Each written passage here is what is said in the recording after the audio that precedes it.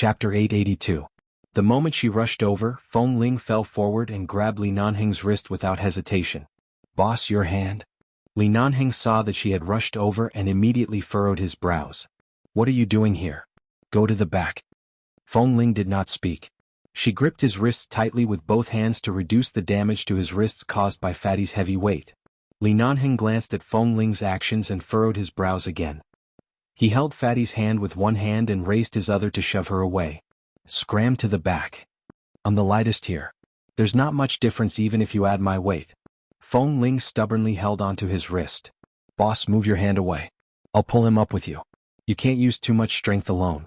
Otherwise, your hand will really be crippled in the future." "Boss? Boss, Fatty's body was mostly submerged in the water. He was cold and afraid and his face was pale from the cold. The others were still exerting strength from the back. However, the ice surface was extremely slippery. Due to their unstable footing, they could only exert a small amount of strength. Feng Ling held Li Nanheng's wrist and continued to pull him up until Fatty's upper body was out. However, he was already frozen stiff and could not climb out on his own. He could only rely on everyone's strength to pull him out. From start to finish, it took a total of 10 minutes. Fat Tai was finally completely pulled out of the crack in the ice. His fat body was dragged to the side. His body was extremely cold, but his eyes were filled with tears after escaping death. He panted heavily and said, "Thank you, boss. You scared me to death." De Bin and the others were about to come over to check on Li Nanheng's hand. However, seeing that Feng Ling was still by boss's side, they did not go over. They turned to look at Fat Tai who was lying on the ice and rushed over. They wrapped their winter coats tightly around Fatty's body. The others also did the same. After all, Fatty's entire body was soaked in water. If he continued to freeze like this, even if he did not fall into the water, he would most likely freeze to death on the way back. "How's your wrist? Did you injure yourself again?" Feng Ling stood by Li Nanheng's side. Seeing that his hand was hanging by his side, she reached out to pull his hand up and at the same time, pressed his wrist a few times. Sure enough, she saw that the man's originally expressionless face had a trace of whiteness. Li Nanheng glanced at her with a dark expression and was about to withdraw his hand, but Feng Ling held him tightly. "Boss, your wrist won't do. Get De Bin and the others to drive you back to Montana and find a hospital. Or get Dr. Wen to fly over to Montana." As Feng Ling spoke, she used her two hands to hold his wrist tightly to help warm his wrist joints. She definitely couldn't let the already strained area suffer any coldness again. "It's not as serious as you think." Li Nanheng calmly looked at the pair of small hands on his wrist that were slightly red from the cold. His expression did not change as he coldly said, "Move your hands away. I'm going to check on Fat Tai." "Fat Tai has De Bin and the rest." Feng Ling also turned to look. Seeing that they had already lifted Fat Tai, who was lying on the ground, she finally retracted her gaze to look at him. "Let's go back first." Li Nanheng did not speak more.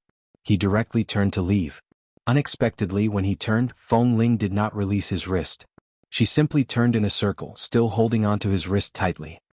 He glanced at her again, his gaze so dark that it seemed boundless. Feng Ling was still focused on his wrist. Even as they walked back, she carefully protected his wrist. As they walked, she tugged out a section of her wide and long sleeve and wrapped it around his wrist. Then she hid both their hands in her wide sleeve. She kept holding on to him tightly as they walked back. If it weren't for the fact that Boss's wrist had been injured previously, Feng Ling would have thought that the two of them were secretly holding hands under their sleeves. This scene was harmonious no matter how one looked at it.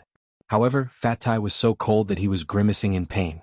This scene was harmonious no matter how one looked at it, but Fat Tai was grimacing in cold. As he was being carried away, he said with a face full of pain, "After chiseling the ice for so long, I finally broke it, but not only did I not catch a single fish, I almost threw myself into the ice to feed the fish. Am I going to become paralyzed from the cold just like that? Right now, aside from the cold, I can't feel anything. I seem to be very numb. Am I crippled?" "Shut up. Who gave you the courage to bring your nearly 300 kilograms of fat to the edge of the ice that was about to split open? If it were anyone else standing on it, they might not be able to do such a thing." The brothers mocked him but still carefully carried him all the way into the tent. Then they stripped Fat Tai clean from head to toe, wrapped the electric blanket around him, and wiped his limbs with a towel dipped in hot water. The group of men busied themselves, but they knew that at this time with Boss by Feng Ling's side, they could not interfere, so they could only work around this pig. On the other side, Feng Ling pushed Li Nanheng into the tent. She directly dragged him to the bed and sat him down. Then she turned around to search for a long time. She remembered that the things they brought were only some daily cold medicine, anti-inflammatory medicine, and some frostbite ointment. There was no other medicine for injuries and this kind of auxiliary medicine that could be used to massage and treat joints. Li Nanheng sat by the bed. His wrist was indeed very painful, but the situation was urgent. Even if he really had to cripple this hand, he could not watch as something happened to his men. He watched as Feng Ling anxiously rummaged through the things here. Seeing that she had lost her composure and was so anxious because of him, he didn't say anything and just sat by the bed to watch her. "There's no medicine." Feng Ling walked back. Her expression was not very good. "I'll call the base right now and have them send a helicopter over to pick you up." "There's no need. I've said it before." "It's not that serious," Li Nanheng interrupted her. "It's been a while since I pulled my ligaments. Cold compresses are useless now, so I can only apply hot compresses. The effect of hot compresses is similar to applying medicine and massaging, but it will take a longer time. Bring me a hot towel and the knee pad that Dabin wore today. Wrap it around my wrist. I'll be fine after resting for a while. It's not that troublesome." Chapter 883. Will this really work? She didn't really believe his words. Li Nanheng glanced at her coldly. "It's my wrist. How can I endure the pain? Just do what I tell you to do. Why are you talking so much nonsense?" Feng Ling, oh, he was right. He couldn't possibly allow his wrist to be crippled just like that. She quickly went to get a hot towel for him and then went to find Dabin to ask for the knee pad that automatically heated up. She didn't know where it came from. To her surprise, the knee pad really could heat up when placed in her hands. Feng Ling studied it for a while and found that there was a hidden button with a battery inside. No wonder it could heat up. After taking it back, she wrapped the towel around Li Nanheng's wrist, and then wrapped the knee pad that automatically heated up outside the towel.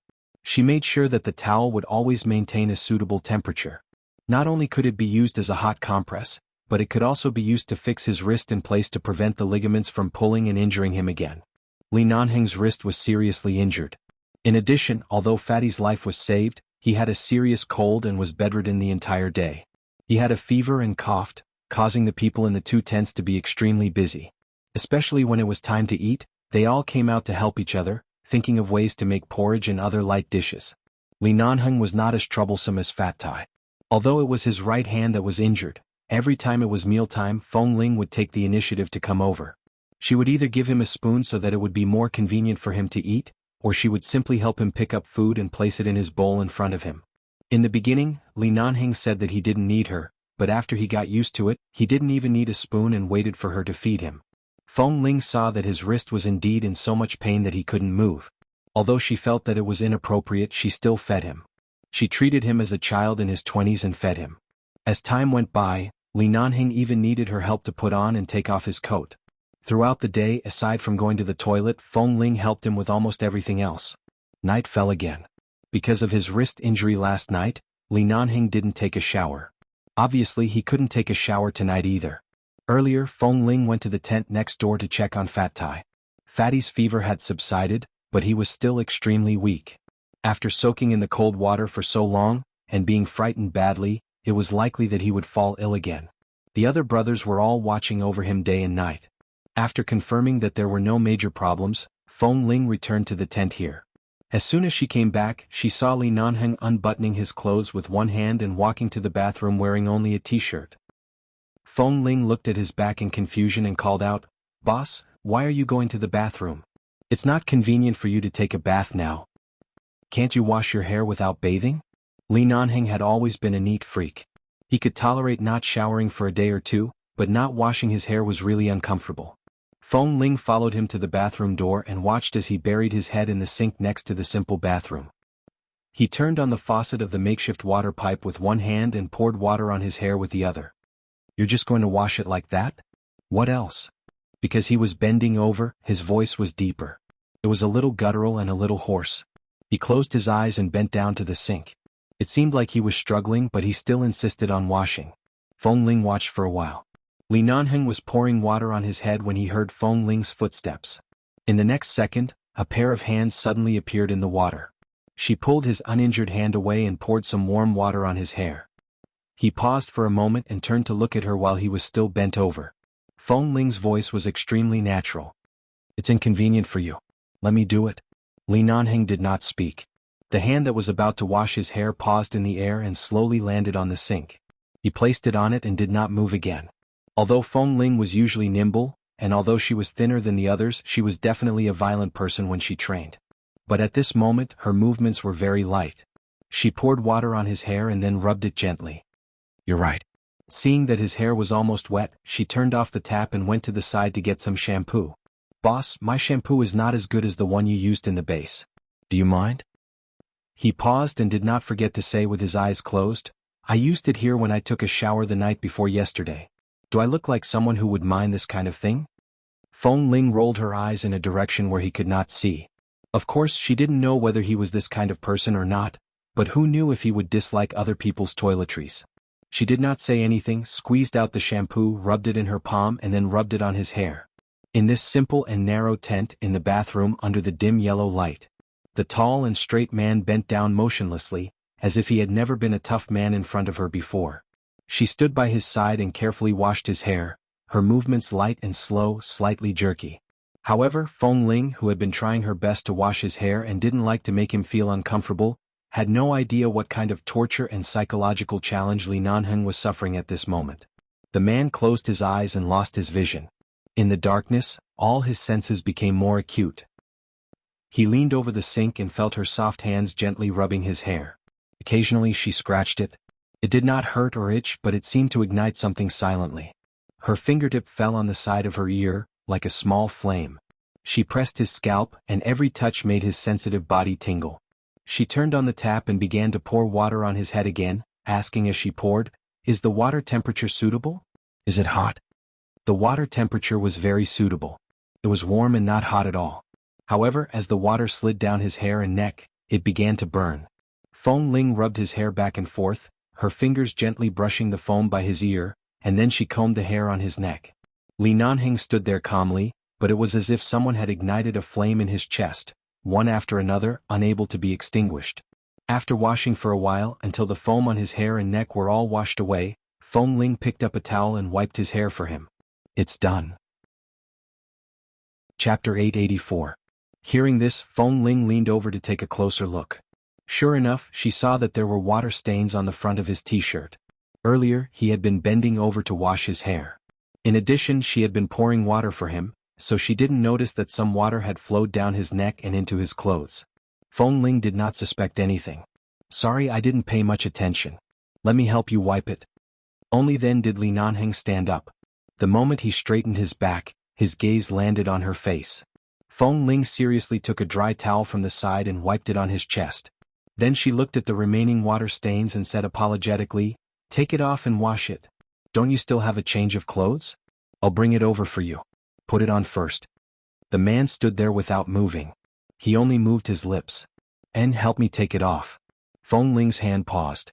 If it weren't for the fact that he really couldn't move his wrist, she would have suspected that he was deliberately blackmailing her. "If you don't want to take it off, forget it. I'll do it myself."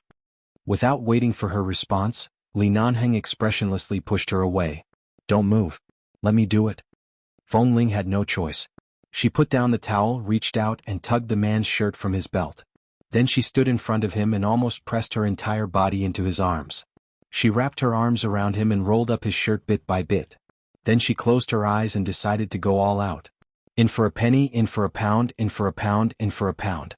After helping him take off his shirt from his head, she watched as the man casually shook his hair because he had just washed his hair. Her gaze faltered and she abruptly turned to walk out. She went to find his change of clothes. It was still the tight-fitting t-shirt that he usually wore inside, but this one was dark gray. Usually he wore black and occasionally he wore a white singlet. Perhaps it was because she rarely entered his room, she didn't see him wearing other colors often. Feng Ling brought the clothes in and saw that the man was standing there, bare-chested, waiting for her. It was as though waiting for her to serve him was a matter of course. She walked in and was about to hand the clothes to him when she saw the thing wrapped around the man's wrist. In the end, she walked over and helped him put on the clothes. The action of putting on clothes was the opposite of the action of taking off clothes just now.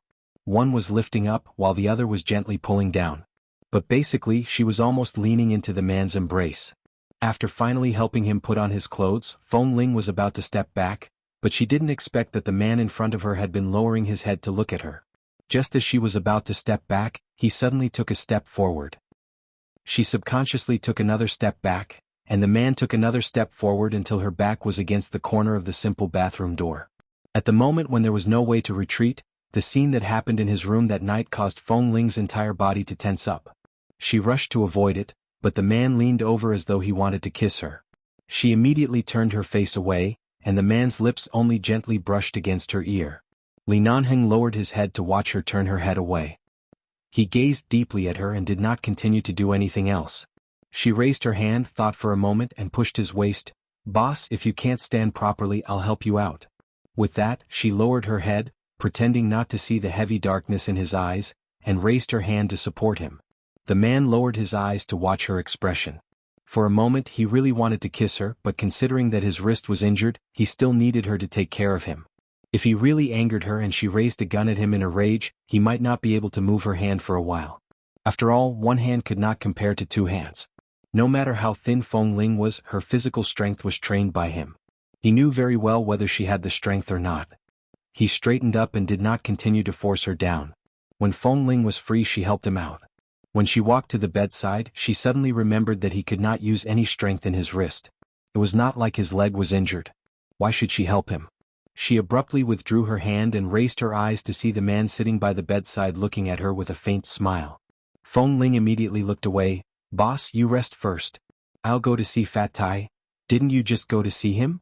You're going to see him again?" "Ah yes, I just went to see him." Seeing that she stood by the bedside and did not know what to do next, Li Nanheng did not say more. He raised his uninjured hand and casually tugged at his hair. He then said lightly, "Do you remember how when Licheng massaged me at the entrance of the infirmary last time?" Feng Ling recalled, "I roughly remember." It seemed that it was mainly a simple action to promote blood circulation. Could not be too heavy or too light. She gently massaged the area where the ligaments were strained. "Then give it a try," the man said and raised his hand. "Feng Ling, you want me to massage you?" Li Nanheng raised his eyebrows. "This can speed up the recovery. Otherwise, when do you want to keep feeding me, washing my hair and changing my clothes? If this continues, I'm afraid I'll have to accompany you to the toilet from tomorrow onwards." Feng Ling was silent for a moment before walking over and helping him untie the things on his wrist. She then looked at the man's wrist, which was slightly pale from being hot compressed for a day. There was no medicine or doctor. She didn't know if such a simple hot compress would work. However, seeing that he wasn't anxious or worried, she didn't say much. She only raised her hand. At first she was still a little unfamiliar and rubbed his wrist for a while. At first, Li Nanheng seemed to be in some pain, but he did not say anything and allowed her to massage him. After 10 minutes, Feng Ling found the rhythm and direction of the massage. Although the expression on his face was not obvious, she could still see the pain and comfort on his wrist. She slowly massaged according to the rhythm of his comfort. Li Nanheng looked at her hand that had been massaging his wrist. After a while, he suddenly raised his other hand and pulled her to his side. "Sit down. I'm helping you. Sit down and massage." This sitting position was really too close. Feng Ling twisted her waist slightly and continued to massage him carefully. As she massaged, she raised her head to look at his expression from time to time. Only when she was sure that he was really comfortable did she relax. The man took advantage of her sitting position and glanced at her hair. He suddenly said, "Have you not cut your hair for a while?" Feng Ling's hair had indeed not been cut for a long time. She had been too busy recently and hadn't found the time to cut it. Right now it was already longer than the length below her ears. It was indeed a little long. She responded and raised her hand to tuck her hair behind her ear. It was just a habitual action. The man watched her snow-white cheeks and soft white ears exposed because her hair was lifted, and his gaze darkened. Chapter 885. After sleeping in the same bed for the past 2 days, Feng Ling had more or less lost her vigilance toward Li Nanheng. As a person who rarely interacted with others, she gradually adapted to having people around her, but the only thing she adapted to was Li Nanheng's existence. The man's refreshing scent seemed to be mixed with something that made women instinctively feel safe. She didn't think too much about it, but when she was massaging him, she really didn't notice that the man next to her had been watching her. After rubbing for a while, her hands were a little sore. She helped him apply a hot compress again and then got up to make the bed. Her movements were so natural that it was as if the two of them were an old couple who had slept together for God knows how many years. Seeing that Feng Ling seemed to be used to it and was no longer so obviously resistant to his approach, Li Nanheng smiled. He wanted to laugh but still held back his smile. When Feng Ling turned back to look at him, the man's face had returned to indifference. Fat Tai lay in bed for a whole 5 days. In fact, he had woken up 2 days ago, but he had been lazing around and saying that he felt uncomfortable all over. Only on the 5th day did he become lively again. He complained that he had been eating too bland these days. He wanted to eat barbecued meat and grilled fish. He also said that he had gained experience from falling into the ice cave that day. The next time he went to do it, he would definitely not stand at the side. He would keep a certain distance and angle away from it. The group of people originally didn't intend to think about catching fish anymore. After all, it was really too dangerous that day. Coupled with Fatty's matter, they all thought that Fat Tai would be traumatized. However, who would have thought that the first thing this damn Fat Tai did after getting out of bed was to eat? In fact, a large part of the ice layer had been opened that day. After working so hard for so long, they didn't catch a single fish. They were still a little unwilling, but they still didn't want to take the risk. However, not only did Fat Tai not feel traumatized, but he also took the initiative to dig the ice in the original position. The brothers discussed it together and decided to bring a rope this time to be safe.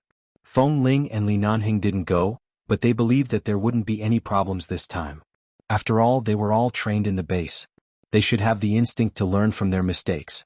This time they definitely wouldn't mess around. Sure enough, in less than 3 hours, the sound of Fat Tai and the others walking back could be heard from outside. Li Nanheng went out of the tent to smoke. Hearing the noise from afar, he narrowed his eyes and looked back. A thin layer of smoke came out of his mouth. He saw the buckets in their hands, which were filled to the brim. Clearly they had a good harvest. Who would have thought that by stationing these kids here they would learn another skill? Even the glaciers and snowy peaks could not starve them to death.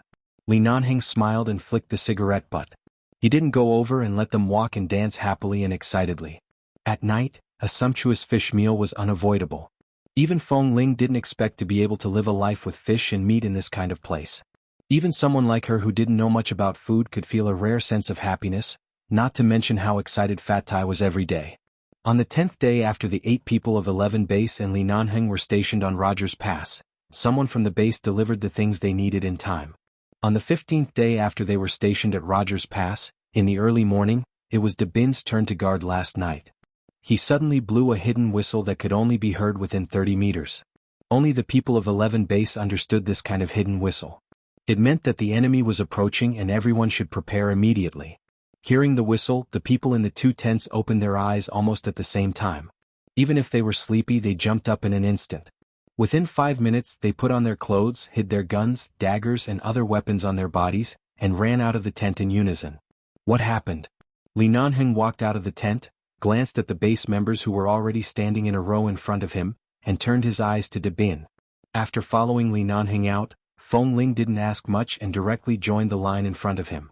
They lined up neatly and were on standby. "Boss, there's an ambush." As De Bin spoke, he turned to look at another snowy mountain diagonally across from them. There was no one on it, but from this angle he could see a few faint footprints on it. No one would pass by this kind of place casually, and the construction team arranged by the US military would not come here. Since last night, none of them had run to the opposite snow mountain. If there was really someone, if the other party wasn't lying in ambush or deliberately hiding, they wouldn't be so silent. I just got up to go to the toilet, but as soon as I walked out, I heard a very small signal flare. I immediately realized something was wrong. I looked around and saw footprints on the opposite mountain. The people of 11 base had very keen observation skills. Even if it was far away, even if it was all white, they would still observe the surrounding terrain and situation before they went to sleep every night. Even if the footprints on the opposite mountain were not obvious, the high and low snow on the opposite mountain were already too obvious. Hearing this, Li Nanheng coldly glanced in that direction and didn't speak. He just signaled everyone to pay attention with his eyes and then said indifferently, "The top of the snow mountain is the best place to snipe. Leave 5 people here and be ready to fight. The rest follow me down." No one spoke. To avoid alerting the enemy, they only nodded and signaled with their eyes. Feng Ling was supposed to stay on the mountain, but she glanced at Li Nanheng's hand and said, "Boss, I'll go with you. Dahu and Veet will stay." Dahu's long-range sniping skills are also among the best in that assessment. Although he didn't enter the sniper team, he is more stable in long-range shooting than me. I don't have a long gun here, so I can't be as stable as him. Li Nanheng knew what she was thinking. He glanced at her, gave Da Hu a look, and then called Fat Tai Dabin to go down with him. Feng Ling quickly followed. The group followed a small path that they had discovered 2 days ago and descended the mountain. There was only one river under the 2 snowy mountains, and it just so happened that this river was the one that Fat Tai and Dabin often took a few days ago. They were already very familiar with the terrain of this river. After giving each other a look, they directly approached the opposite mountain along the edge of the cliff, which was the most suitable place for hiding. This group of people was also very shrewd. They could only be evenly matched when they stood on high ground. If they attacked from below, they would only suffer a great loss. However, if the 2 sides confronted each other across the mountain, it would not be a good thing for them. Firstly, their camp would be destroyed, and secondly, they could not completely win. Chapter 886. As expected, the moment they circled around the foot of the mountain, Feng Ling abruptly reached into her pocket and entered battle mode. Fat Tai and Dabin also entered battle mode at the same time. Li Nanheng walked at the front. The moment a figure suddenly appeared in front of them, he opened fire. The other party did not dodge in time and was shot in the shoulder. However, he still persisted in raising his gun to shoot at them. "Go!" Dabin shouted from the back. Feng Ling stepped forward, raised her gun and quickly shot forward. The gangsters hiding at the foot of the mountain all retreated and did not dare to show their heads again. In the few seconds that passed, she rushed forward and grabbed Li Nanheng's right wrist. She was about to tell him that his hand was injured and ask him not to rush forward, but she saw that the man's left hand did not seem to have any problems holding the gun. Seeing that he was not affected by the injury, Feng Ling finally released his hand. She was about to rush forward when she suddenly saw Li Nanheng raise his hand to block her. She turned to look at him. The man expressionlessly gave her a look. Although he did not speak, she immediately understood his meaning. She nodded and took a step back. She then changed her angle and looked toward the corner at the foot of the mountain. Fat Tai and Dabin also cooperated and waited quietly at the back. They faced each other cautiously for about 3 to 4 minutes. Then, Dabin and Fat Tai abruptly rolled forward at a rapid speed. The moment the 2 figures rolled forward, the other party was about to fire in the direction of the ground. Feng Ling kicked toward the thick layer of snow by the side. The snow flew into the air and scattered toward the people in the corner. Taking advantage of the moment when they were blinded by the snow, Fat Tai and Dabin jumped up and raised their guns to shoot 2 of their heads. This time there was no longer a corner to block them. When they charged forward, they saw that there were more than 10 people hiding below. This meant that there were quite a number of people on the top of the mountain. Feng Ling and Li Nanheng joined the fierce battle. Li Nanheng's right hand could not move. Feng Ling held the gun with one hand and slid the thick ice and snow under the mountain wall with the other. The cold frost and snow affected the vision of more than a dozen enemies and instantly turned the disadvantage of the unequal number of people into a state of equal strength. The sound of bullets rang incessantly from the foot of the mountain. At the same time, gunshots could be heard from the top of the mountain. It was unclear if it was the enemy or Da Hu's group who opened fire first, but from the sounds, it was clear that the battle was intense. Li Nanheng held his gun in his left hand and quickly finished off 2 people. 2 of them were even in the arms and legs of the other 2. With Fat Tai and Dabin's cooperation, only 4 or 5 of the people hiding below were left. Seeing that their numbers were even and the enemy were injured, Fat Tai was about to rush forward when his feet suddenly sank. He lowered his head and saw that one of the men was still alive. He was lying on the ground covered in blood and tugging at his trousers. "CKU. How dare you pull my leg?" Fat Tai kicked out, raised his gun and fired a bullet at the man. The remaining people didn't expect that the members they sent to the snow mountain to be so skilled. They looked at the people lying on the ground and inadvertently met Li Nanheng's gaze. Even if they didn't recognize him as the boss of 11 Base, they could tell that he was definitely not a good person. Those people didn't dare to fight anymore and retreated while defending themselves. Just as they turned the corner on the other side, the eyes of those people instantly became very fierce. Li Nanheng narrowed his eyes and suddenly shouted to the back, "Be careful, they have a lot of reinforcements." Sure enough, the moment the man's voice fell, they heard many people rushing in this direction from the foot of the mountain. "CK. There are so many of them?" Fat Tai frowned. There were a total of 9 members of 11 Base here. Just these few people could actually make the gangsters lurking here to fight against the US military dispatch so many people. It seemed that they really didn't underestimate them at all and had made full preparations before coming to fight them. Just as the footsteps were about to approach, Li Nanheng suddenly looked back and turned to the river where Fat Tai and the others often caught fish a few days ago. His eyes darkened, and the moment he turned to rush in that direction he said to Fat Tai, "Fatty, you've done a meritorious deed. When we go back I'll reward you with 5 pounds of barbecue." Fat Tai was dumbfounded, but he didn't rush to ask and directly followed them in that direction. The gunshots and the group of people behind had already approached. This time, Li Nanheng didn't directly fight back. From the sound of footsteps, he could tell that there were at least 20 or 30 people coming. No matter how powerful the 4 of them were, their hands would be frozen if they held their guns for too long in this world of ice and snow. It was impossible for them to be so agile all the time. If they didn't outsmart them they could only wait for death.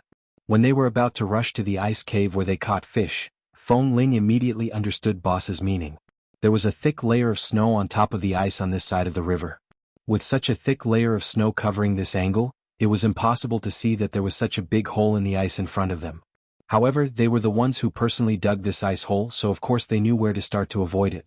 Otherwise it would be very easy for them to fall in like Fat Tai. Fat Tai also understood that they were about to reach the most dangerous area. Because he often came here to catch fish these days, he was very clear about whether every step here was safe or dangerous. He said, "Boss, half a meter to the right." Li Nanheng was about to fall in front of them, but because of Fatty's words he moved half a step to the right, but the people behind him couldn't see his change of route. They just raised their guns and rushed forward. Feng Ling had been in the base for so long and had gone out on so many missions, but this was the first time she saw such a funny and bizarre scene. The 20 or so people kept staring in their direction, but they couldn't hit them because their dodging ability was too strong. Not only could they not get close to them, but the ice under the snow was too slippery so they couldn't stop steadily. After Li Nanheng led them forward for dozens of meters, he looked back and saw that the group of people fell into the ice hole one after another. Even though the people running behind found that the situation was not right and wanted to stop, because there were too many people running over, the cracks near the ice hole that were not strong to begin with instantly cracked. 5 or 6 people fell into the cold water at the same time and sank into the water before they could even scream. Chapter 887. Seeing the casualties, Fat Tai could not help but laugh out loud. "Damn it, who asked you to chase after me? A bunch of trash. I didn't expect a glutton to have such a use. The hole you spent so much time digging out actually came in handy." Dabin also laughed. He raised his hand and patted Fatty's shoulder. "Did you hear that? Boss said he'll reward you with 5 kilograms of barbecued meat. In such a cold place, 10 kilograms of barbecued meat is worth more than 10 kilograms of gold." Fat Tai chuckled and raised his eyes to look at Li Nanheng. "Boss, you have to keep your word." Li Nanheng glanced at him and sneered, ignoring him. He casually tucked the gun in his hand into his waist. "There's still a bunch of people waiting to be dealt with up there. I'll reward you when it's over." "All right." Fat Tai stomped his feet in excitement. As he stomped, he laughed. "Damn it, those idiots. They charged up just like that. They never expected a glutton's strength to be able to dig a hole in the ice that hasn't been broken for hundreds of years. Ha, I knew it wasn't wrong to be fat. It's also not wrong to eat, ha." Seeing Fatty's smug look, Feng Ling shook her head and smiled. She put away the gun, ignored the people lying on the ground behind her, and stepped forward quickly. She glanced at Li Nanheng's left hand and then at his right hand. Although Feng Ling did not speak, Fat Tai and Dabin immediately recalled the way Boss held the gun with his left hand. They immediately exclaimed, "That's right, Boss, you're actually so good with the gun with your left hand. That's amazing." Li Nanheng was indifferent. After returning to the base, every night when everyone else has gone to rest, practice shooting with your left hand for 2 hours. In less than 3 years you guys will be doing the same. So Boss is reminding us that even Bosley had a period of time where he trained hard, right? As expected, geniuses are not born. They all have to rely on hard work. Fatty's expression was as though he had been fed chicken soup for his soul. His face was filled with admiration. Why can't Bosley have a period of time where he trained hard? Although Boss is from the Lee family, I heard that the elders threw Boss into the base a long time ago. At that time, Boss was probably still very young, probably even younger than Feng Ling, Dabin said. Li Nanheng ignored them and glanced at Feng Ling. "Don't worry. I didn't use my right hand just now." Feng Ling retracted her gaze and did not say anything.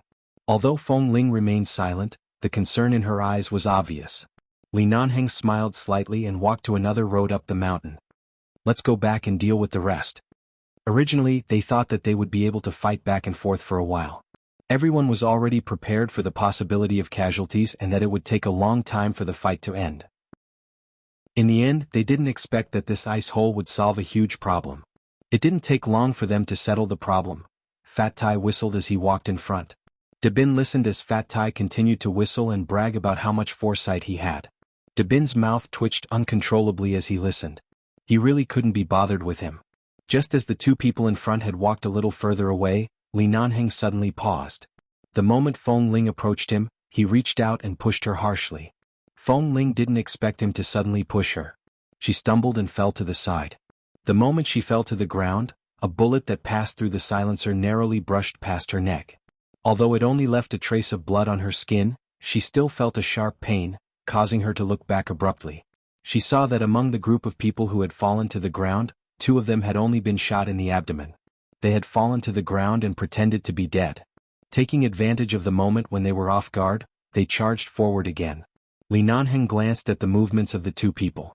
Without waiting for Feng Ling to react, he had already turned around to pull out his gun and charged forward.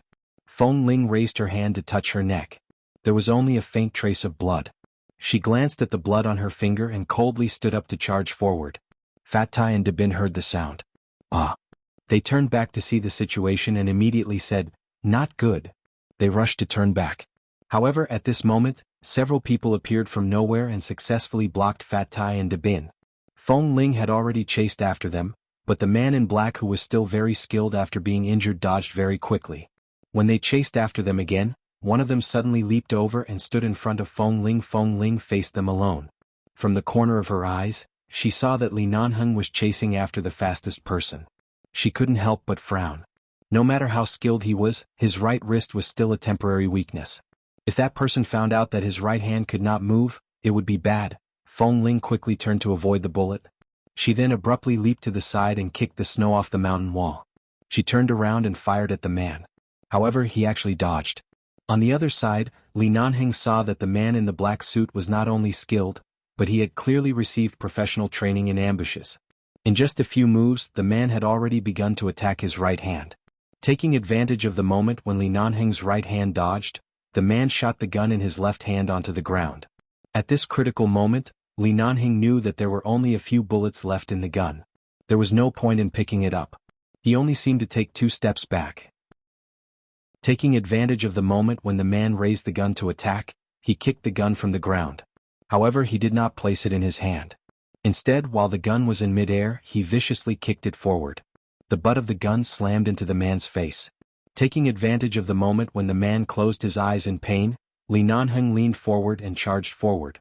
He bent his left arm and viciously struck the man's abdomen. Just as the man was about to fire at his back, Li Nanheng raised his head and viciously knocked his chin. He forcefully reached out to grab the man's wrist and snatched the gun from his hand. He then sneered and glanced at him with a, "Brother, I understand you." The weight of the gun was obvious. He didn't have many bullets left. The man flew into a rage out of humiliation because of his gaze. The 2 of them had no weapons on the ice of the river and directly engaged in a hand-to-hand fight. However, Li Nanheng's movements were fast and accurate, leaving the man with no chance to resist. However, he had just suffered a loss in the ice cave. As he retreated, he deliberately stepped on a piece of ice that had been melted by blood. He then slid back harshly. Taking advantage of the moment when Li Nanheng was about to press him down, he viciously threw him back. Li Nanheng's gaze was cold. He gripped the man's collar tightly, and the 2 of them instantly rolled toward the ice cave. "Boss!" Feng Ling kicked the man in front of her away. In the blink of an eye, she saw that Li Nanheng and the man had lost control and rolled into the crack in the river. In the blink of an eye, the 2 of them fell into the huge ice cave. Seeing this, Feng Ling's heart jumped. She turned back and shot. The moment blood appeared between the man's brows, she turned and rushed over. Chapter 888. Boss. Boss, Fat Tai and Dabin shook off the pestering fellows. When they turned back to see this scene, they were so frightened that their eyes nearly popped out of their sockets. They hurriedly rushed over. Feng Ling quickly ran to the crack in the ice and abruptly fell to the ground. She stared in disbelief at the icy surface of the water. Her hands gripped the blood-stained snow tightly as she stared at the surface of the water. She saw that the surface of the water was gradually calming down. Neither Li Nanheng nor the person from earlier had come up. She abruptly reached out and used all her strength to scoop up the icy water. She did not manage to scoop up anything. "Boss." Fat Tai and Dabin stood by the side.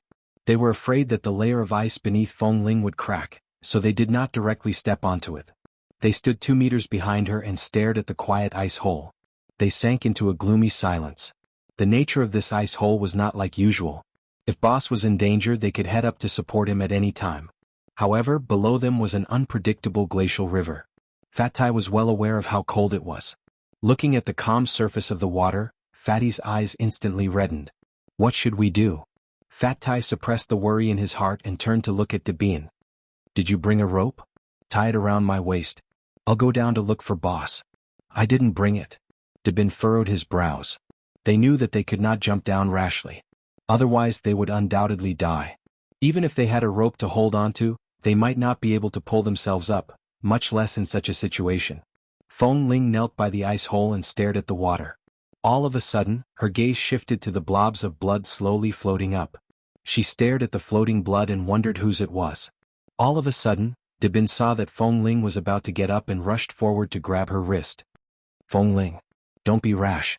Feng Ling did not speak but stared at the ice hole in front of her. Looking at the blood on it, she frowned. However, just as the men who Fat Tai Dabin and Fat Tai Da had shaken off approached, Feng Ling abruptly shifted her gaze away from the water in front of her. She stared at them with reddened eyes and unexpectedly turned around. She raised her leg and kicked a body on the ground, sending it flying toward the group of men. She then abruptly swooped forward and grabbed one of the men's collar. She swung her fist viciously into his face and snatched his gun. With precise marksmanship she killed 3 men. She then turned to look at the other 2 men with reddened eyes who were unable to hit her due to Fat Tai and Dabin's interference. Feng Ling aimed the gun in her hand at the head of one of them. When the gun was dozens of meters away, she mercilessly fired again. With 2 ping-ping sounds, along with the gunshots from Fat Tai and Dabin's hands, the 2 men fell to the ground. From head to shoulder, blood splattered everywhere.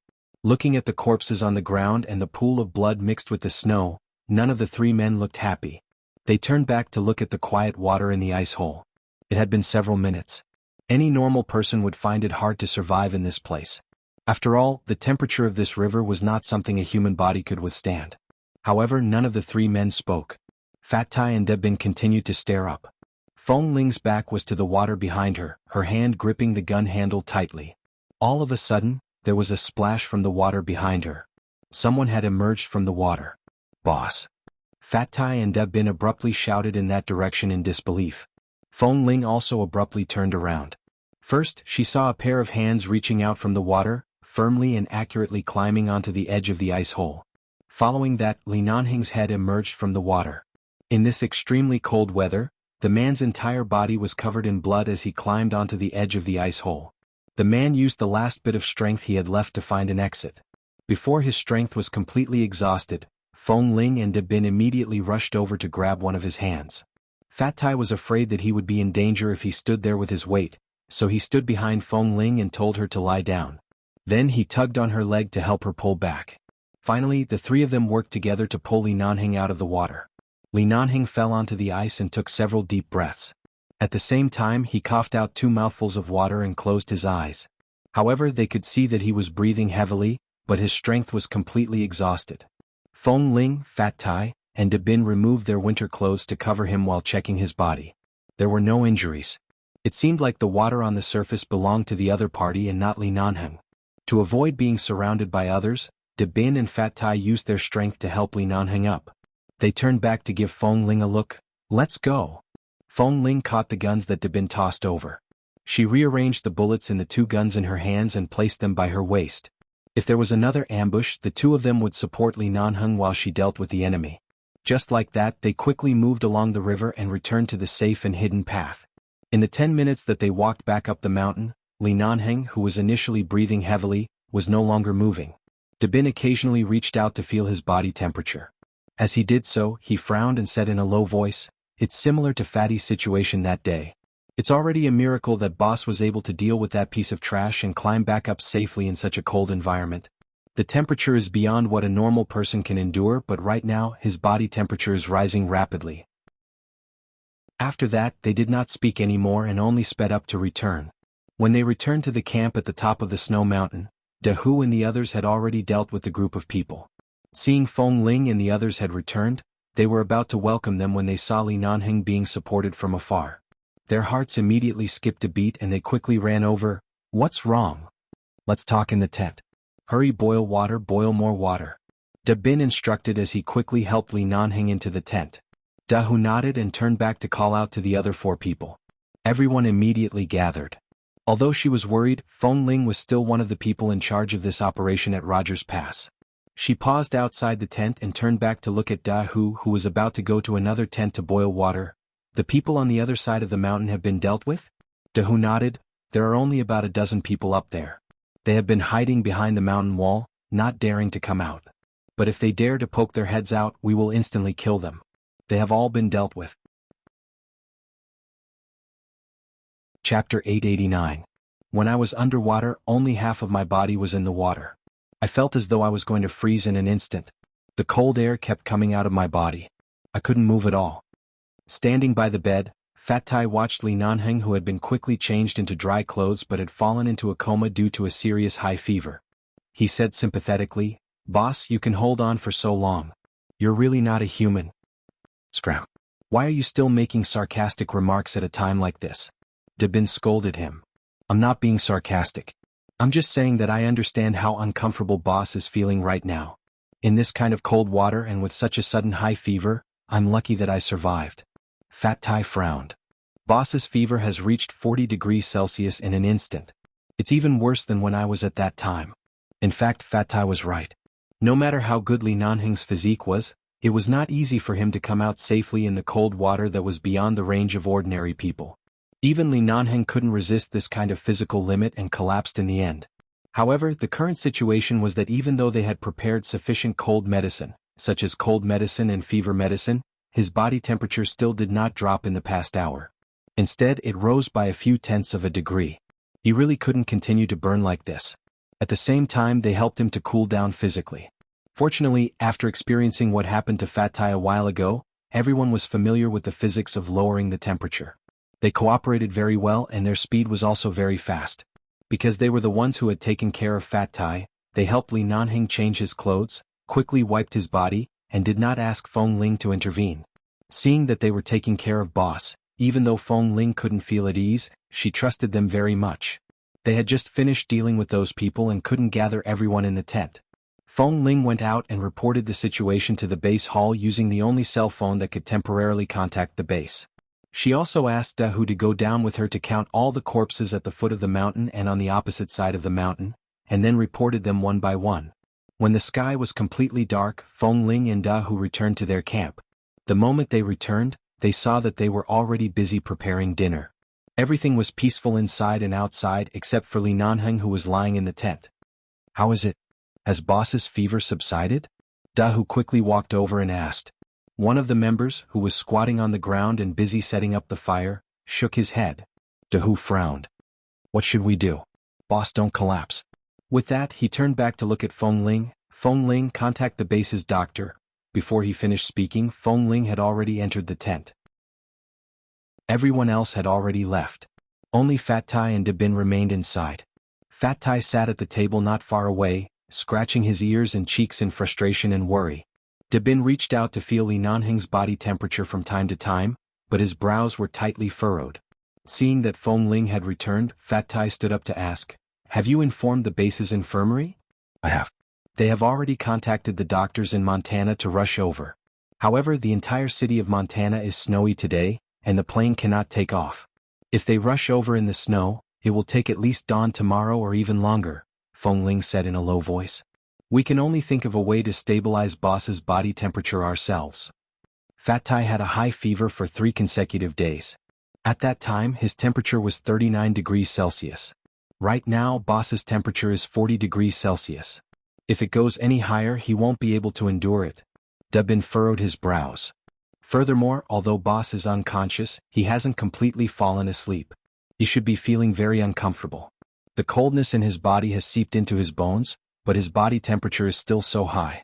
If this continues, the extreme temperature inside and outside of his body won't be something an ordinary person can endure. But since the doctors can't rush over for now, we can only lower his temperature ourselves, Da Bin said with a frown. Da Bin continued, "I just called Dr. Wen. Dr. Wen told me a few effective methods to reduce the fever. Let's try them all. The next day, early in the morning, Feng Ling, who had stayed by the bed for the entire night, abruptly heard some movements. She opened her eyes to see that Li Nanheng, who had been lying on the bed, had fallen to the ground. The glass of water on the bedside table had also fallen to the ground. She instantly understood that Boss had woken up and was probably drinking water. Feng Ling immediately stood up to help him up. De Bin, who was also in the tent, also rushed over to help. Boss, how are you? Feng Ling asked. However, the man did not respond. After helping him back to the bed, she could see that Li Nanheng seemed to be frowning in discomfort. Due to the high fever that had not subsided all night, his face and lips were pale and dry. Earlier he had woken up due to thirst. When he woke up, it was only an instinctive thought. However, it was impossible for him to hold on for long. Feng Ling rushed to pour a new glass of warm water. She placed a straw in it and brought it to his mouth. As expected, when Li Nanheng frowned in discomfort, he would instinctively take a few sips when he felt the presence of the straw and water. However, he only had the strength to drink a few mouthfuls before he stopped moving. Feng Ling stood up and brought the spoon over. She slowly fed him spoonful after spoonful of water. When she had fed him more than half the glass of water, De Bin took a look at the thermometer and then shook his head at Feng Ling. It hasn't subsided, De Bin said. I'll call the doctors again. We've already informed them yesterday. It's an order from the base hall. Those doctors don't dare to delay. If they could come over immediately, it wouldn't have taken so long. As Feng Ling spoke, she picked up a cotton swab and dipped it into the water to moisten Li Nanheng's pale and dry lips. Such a high fever would cause a person's body to lose water very quickly. She had already fed him water several times last night, but right now she could feel that because of his high fever, the water only stayed on his lips for a while before it immediately dried up. She had to continue moistening his lips like this, or else it would easily crack and bleed. Right now, what I'm most worried about is if the doctors don't arrive in time. With just the few of us. Chapter 890. I told you not to worry, but look at you. You didn't sleep at all last night. You just closed your eyes for less than an hour and you're already starting again. De Bin watched Feng Ling moisten Boss Li's lips and sighed. Go rest first. Call Fat Tai and the others to replace you. There are so many of us. Let's take turns. It's fine. I can't sleep even if I lie down. Who can sleep with Boss's fever? That was true. Although the others were not in this tent, when De Bin went to the other side last night, they did not sleep well. Even when they lay down they could not sleep well. They were all worried about Boss's condition. They could not all stay in this tent because Boss would occasionally have difficulty breathing due to his high fever. It would be more uncomfortable if there were too many people, so the others could only wait next door and take turns to take care of him. Although Boss can't wake up, he can still drink water. I'll go make some porridge. Feed him some. Feng Ling nodded. On the morning of the second day after Li Nanheng fell into a coma due to a high fever, a group of people were busy cooking porridge. It was difficult to feed porridge. It was not as easy as feeding water, but thankfully Feng Ling was the most patient. Even if it took 2 hours to cook a small bowl of porridge when it was cold, she would heat it up and feed it to him over and over again. In the evening, the doctor still hadn't arrived. They called the base, and the base was also very worried about the situation here. They said that they would check again, but in the end, the result was that they couldn't contact the doctor they had sent, and they had also temporarily lost contact with the base members stationed in Montana. At night, the base sent them a message saying that the base members and doctors had encountered an avalanche on the way here. All the cars on the road had been trapped.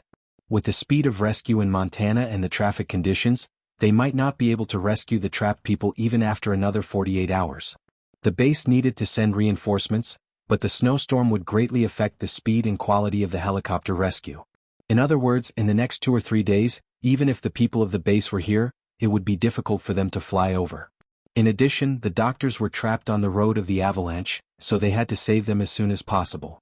The doctors only had a few cars, and they didn't have any auxiliary gasoline, food, or any other supplies to keep out the cold.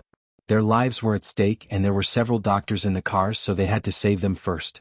Even if Boss Lee was awake, he would arrange for them to save the doctors first. The snowstorm in Montana also affected the weather at Rogers Pass. Dark clouds covered the sky, and the temperature dropped several degrees. No one went out and could only stay in the tents to keep warm. Just like this, Li Nanheng endured for 3 days. His body temperature dropped to 39 degrees yesterday, but it remained at 39 degrees and did not drop any further. He was still unconscious. On the afternoon of the third day, Feng Ling, who had been taking care of him for 2 to 3 days, could not take it anymore. She was forcefully dragged by Da Hu and Da Bin to the next room to sleep. Feng Ling was indeed tired. After being forced to drink a cup of warm water and milk, she collapsed onto the bed and fell asleep. Although she had nightmares because she was still worried, she could at least rest for a few hours. She slept until 11 o'clock at night. It was quiet on the snow-capped mountain. When Feng Ling opened her eyes, she saw that there were people lying on the beds by the side. Everyone was asleep. She sat up and quietly got off the bed. She didn't wake them up and then went to the tent where only she and Li Nanheng lived. When she entered the tent, she could vaguely smell the scent of white wine in the air. However, in order to lower Boss's temperature, she had used white wine to wipe his body and the joints of his limbs. Feng Ling did not pay much attention to it. She walked in and saw that Fat Tai was sitting by the bed. However, his head was lowered bit by bit. It was clear that he was about to fall asleep. She walked over and patted Fatty's shoulder. She lowered her voice and asked, "Where's Da Bin? Why are you alone?" Fat Tai was startled awake. He turned back to look at her and sighed in relief. He's on night duty today. He's patrolling outside. He's worried that there might be enemies hiding in the surroundings, so he went to the other side in the river. He just left not long ago. By the time he comes back, it'll be daybreak. Feng Ling glanced at Fat Tai. "You go sleep next door. I've been sleeping since the afternoon. I'm fine now. I'll keep watch. You go sleep." Fat Tai nodded. He was indeed extremely tired. He stood up and stretched lazily before heading out. However, before he reached the entrance of the tent, he suddenly heard Feng Ling's surprised voice. "Why is there such a strong smell of wine? Did you wipe wine on Boss's body again?" Fat Tai paused in his footsteps. He turned back and chuckled. "No, I fed Boss a bottle of white wine." Feng Ling's hand, which was about to touch Li Nanheng's forehead, froze. She abruptly turned to look at Fat Tai. "What wine? Boss's fever is so high and you fed him wine? Are you crazy? Don't get agitated." Fat Tai saw Feng Ling's angry expression and rushed to explain. "In fact, I just experienced such a high fever a while ago. I know how uncomfortable Boss is right now. I've just measured Boss's temperature and it has already dropped to 38.6 degrees. He's probably going to recover soon, but because of the high fever a few days ago, his head hurt so much that I wanted to die. When I was in such a state, I really hoped that someone could give me some wine so that I wouldn't feel so uncomfortable. However, at that time I couldn't open my eyes and didn't have the strength to speak. I felt that Boss should be in the same state as me at that time, so I fed him a bottle of white wine. It's not much, just 4 or 5 ounces. 4 or 5 ounces. If Feng Ling's eyes could kill, Fatty's heart would have been pierced by thousands of arrows. Fat Tai, this is murder, do you know? He's having a fever. It's really okay. A man won't be so weak after a serious illness. Besides, wine is like an anesthetic. It can relieve a lot of pain. Scram. Feng Ling shouted angrily. Seeing that she was really angry, Fat Tai could only stop speaking. He wanted to explain, but when he saw that Feng Ling's expression was extremely ugly, he could only wait for Da Bin to return tomorrow morning. He turned to leave the tent. Feng Ling sat by the bed with a cold expression. She touched the man's forehead and picked up the thermometer by the side. When she saw that it was indeed 38.6 degrees, she released a sigh of relief. However, when she lowered her head, she could smell the scent of alcohol on the man's body. She secretly rolled her eyes at the tent next door. Seeing Fat Tai smiling fawningly at her from the window of the tent next door, she angrily reached over and tugged the curtain down, blocking the view from the other side.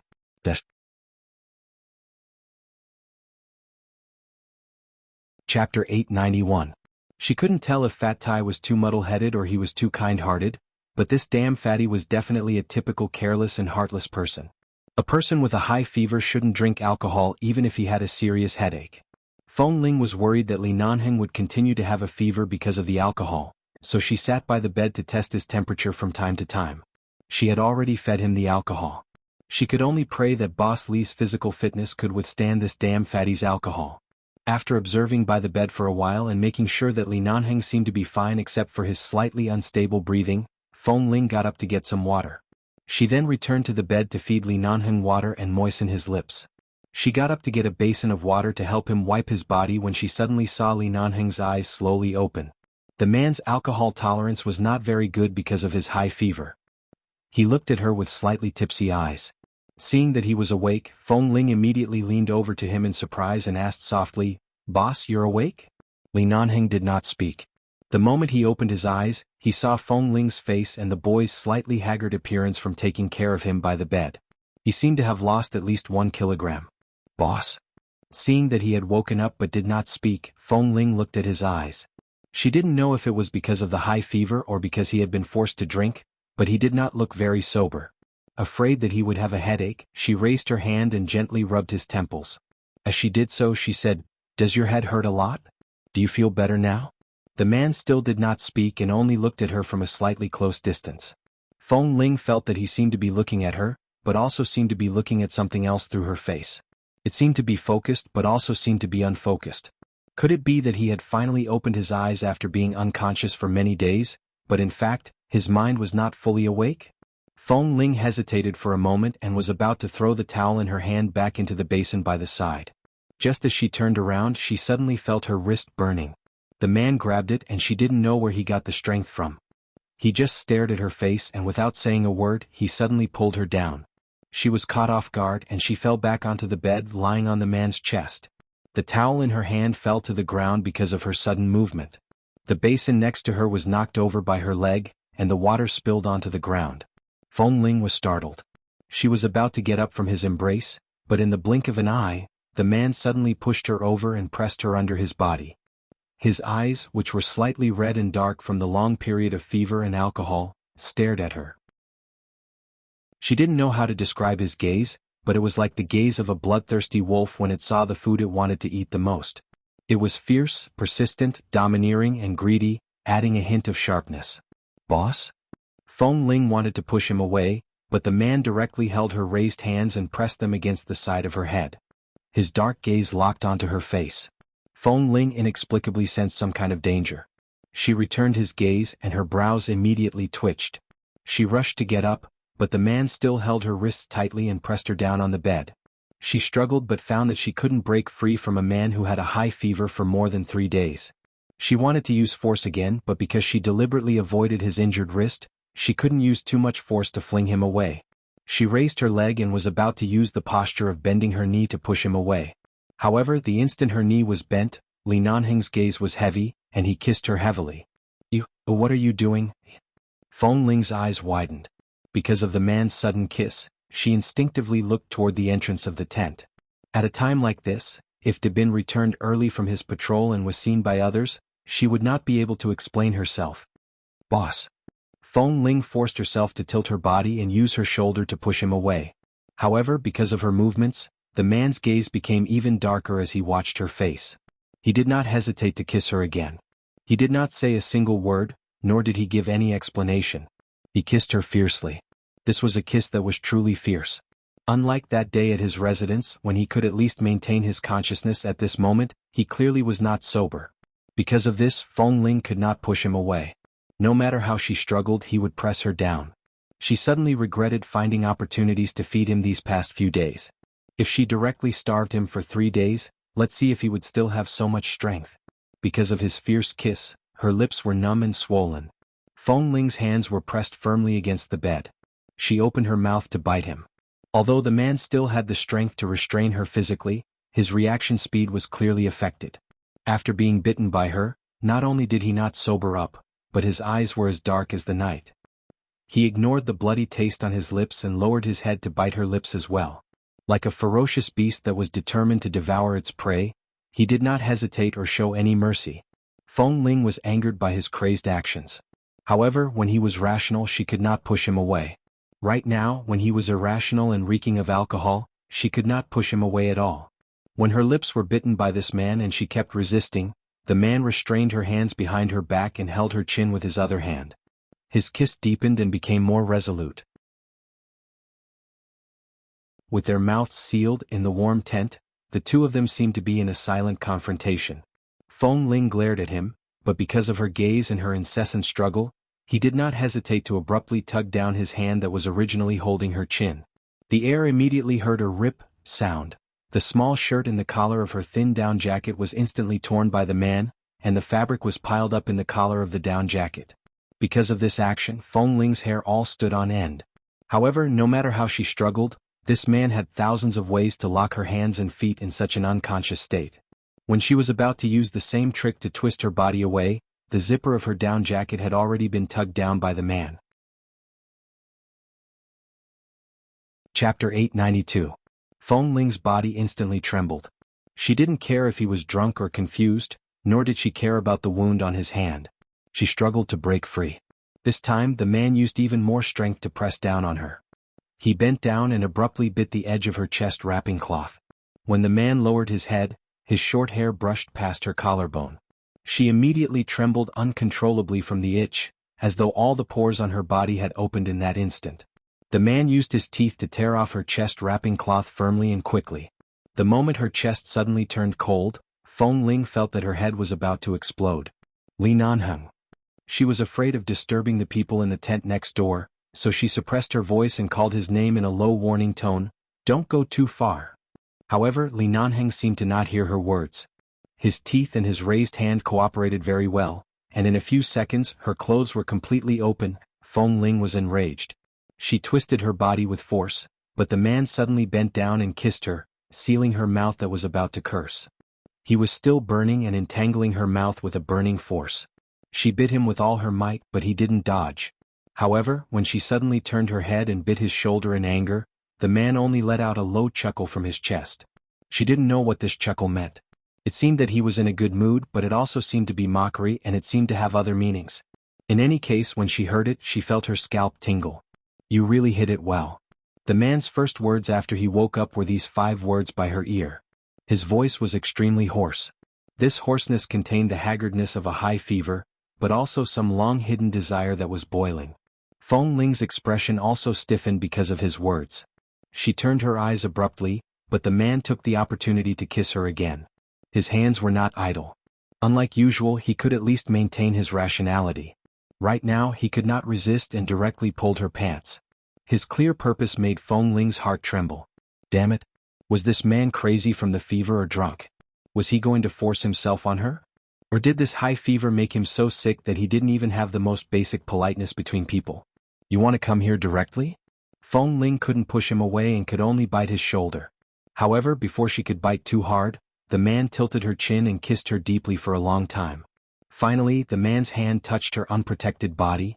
Although he still had a fever, his movements were very fast. His hands and mouth were not idle. In an instant, he lowered his head and kissed her neck and collarbone.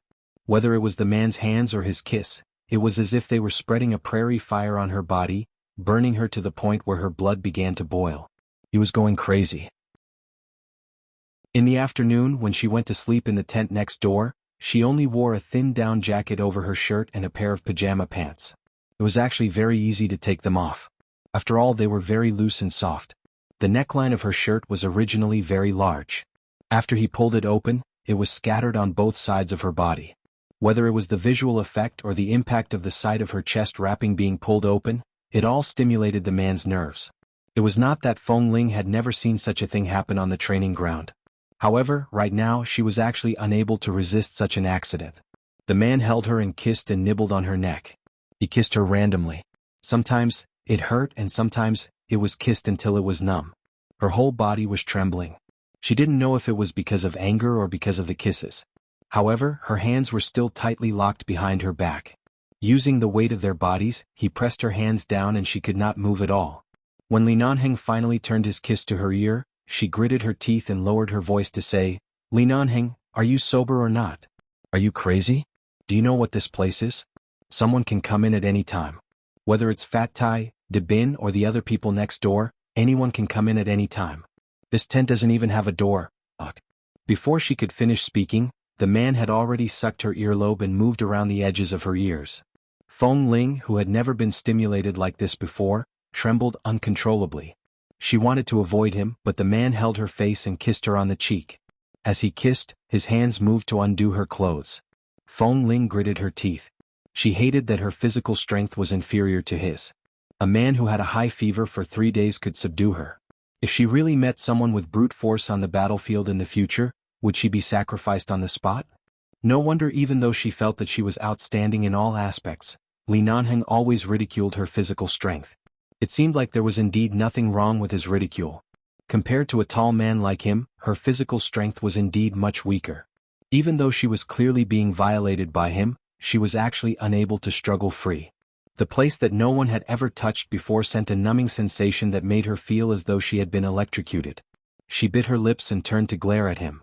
However, the man chuckled and hoarsely whispered in her ear, "Little liar." Because of these 3 words, Feng Ling felt as though she had been electrocuted from head to toe. She glared at him from the corner of her eyes and tried to move again. However, her hands, which were restrained behind her back, could not move at all. She turned to bite him hatefully, but the man turned his face and kissed her other ear, causing her body to tremble uncontrollably. She could not even use the most basic strength to struggle free. As the man kissed her, he held up one of her hands and easily pried open her fist. She thought he was going to pull her hand down again, but when she was about to struggle back, the man lowered his head and kissed her palm. This kiss landed on the slightly protruding callus on her soft, white palm. When he kissed it, the man closed his eyes as though he was pious and affectionate. All of Feng Ling's struggling movements paused because of the man's kiss. She stared blankly at the man who was pressing against her and watched in disbelief as he kissed her palm. Chapter 893. Ever since she was brought out of the wolf's cave by those people at the age of 5, she had never shed a single tear. She didn't even remember what it felt like to cry. After so many years, it seemed like the last time she cried was when she was starving in the wolf's cave when she was 3 or 4 years old. At that time she was skinny and couldn't eat her fill. She was young and didn't know anything. When she couldn't find food she would cry. After that she forgot how to cry. But right now her eyes actually felt a little warm. It was clearly a thin callus on her palm, but Feng Ling felt that it was more sensitive than any other place. She wanted to retract her hand, but the man held her wrist tightly. This kiss lingered on her palm for a long time. When Feng Ling completely stopped struggling, he slowly kissed along her palm to her wrist. He kissed the artery on her wrist. Perhaps because of the artery, along with her violent heartbeat, he kissed it bit by bit. Until the man's lips turned over. Feng Ling's hands instantly clenched the bedsheets under her, and her toes instantly straightened. It was as though the world had darkened, causing all the rationality in her mind to burn away in an instant. The last bit of instinct in her mind reminded her not to continue and that she had to push him away. However, it was as though the man's warmth still remained in her palm. When the man kissed her, the pitiful gaze in his eyes was something she had never seen before. A child like her who had been raised by a wolf, would one day be pitied by someone? Someone like her who had disregarded everything just to have a mouthful of hot food to eat, a warm bed to sleep in, and a good life, would also be treated so gently by someone? Would she be looked at like a woman and even feel heartache and love? Even if it was only a thin callus, would it be treated as a trace of all the hard work and struggle in life? Would it be understood and felt heartache? She didn't know what kind of emotion was interfering with her thoughts, but she didn't move at all. She even forgot that someone might come into the tent at any time. However, the man didn't stop moving at all. Her hands kept gripping the bedsheets, and all kinds of thoughts kept circling in her mind. The man bit her lips hard because of the high fever. She couldn't help but suck in a breath of air. However, she couldn't even make a sound. She suppressed all the pain and sobs that were about to come out of her mouth. The alcohol was hot. The hope in the valley was burning hot. His body temperature was the same. The love and hate that had been buried in the base for so many years were awakened at this moment. Under the tent, under the dim light, the curtains would occasionally be blown up by the cold wind, and the small windows of the tent were completely sealed. No matter how the man moved, because his fever had not subsided, he did not sweat. However, Feng Ling's forehead was already covered in sweat. She clutched the man's arm tightly and suddenly felt a sense of helplessness. She didn't know how to continue since things had developed to this point, but she still instinctively wrapped her arms around his neck and felt the strong alcohol on the man's body. For nearly 2 hours, Feng Ling felt as though she was being cooked in a pot of oil, tossing and turning. In short, the first time she had sex with a man in her life was not very comfortable. Li Nanheng was not sober at all. After tasting the taste of ecstasy, he exerted more and more force. She did not even have the strength to bite him, let alone struggle.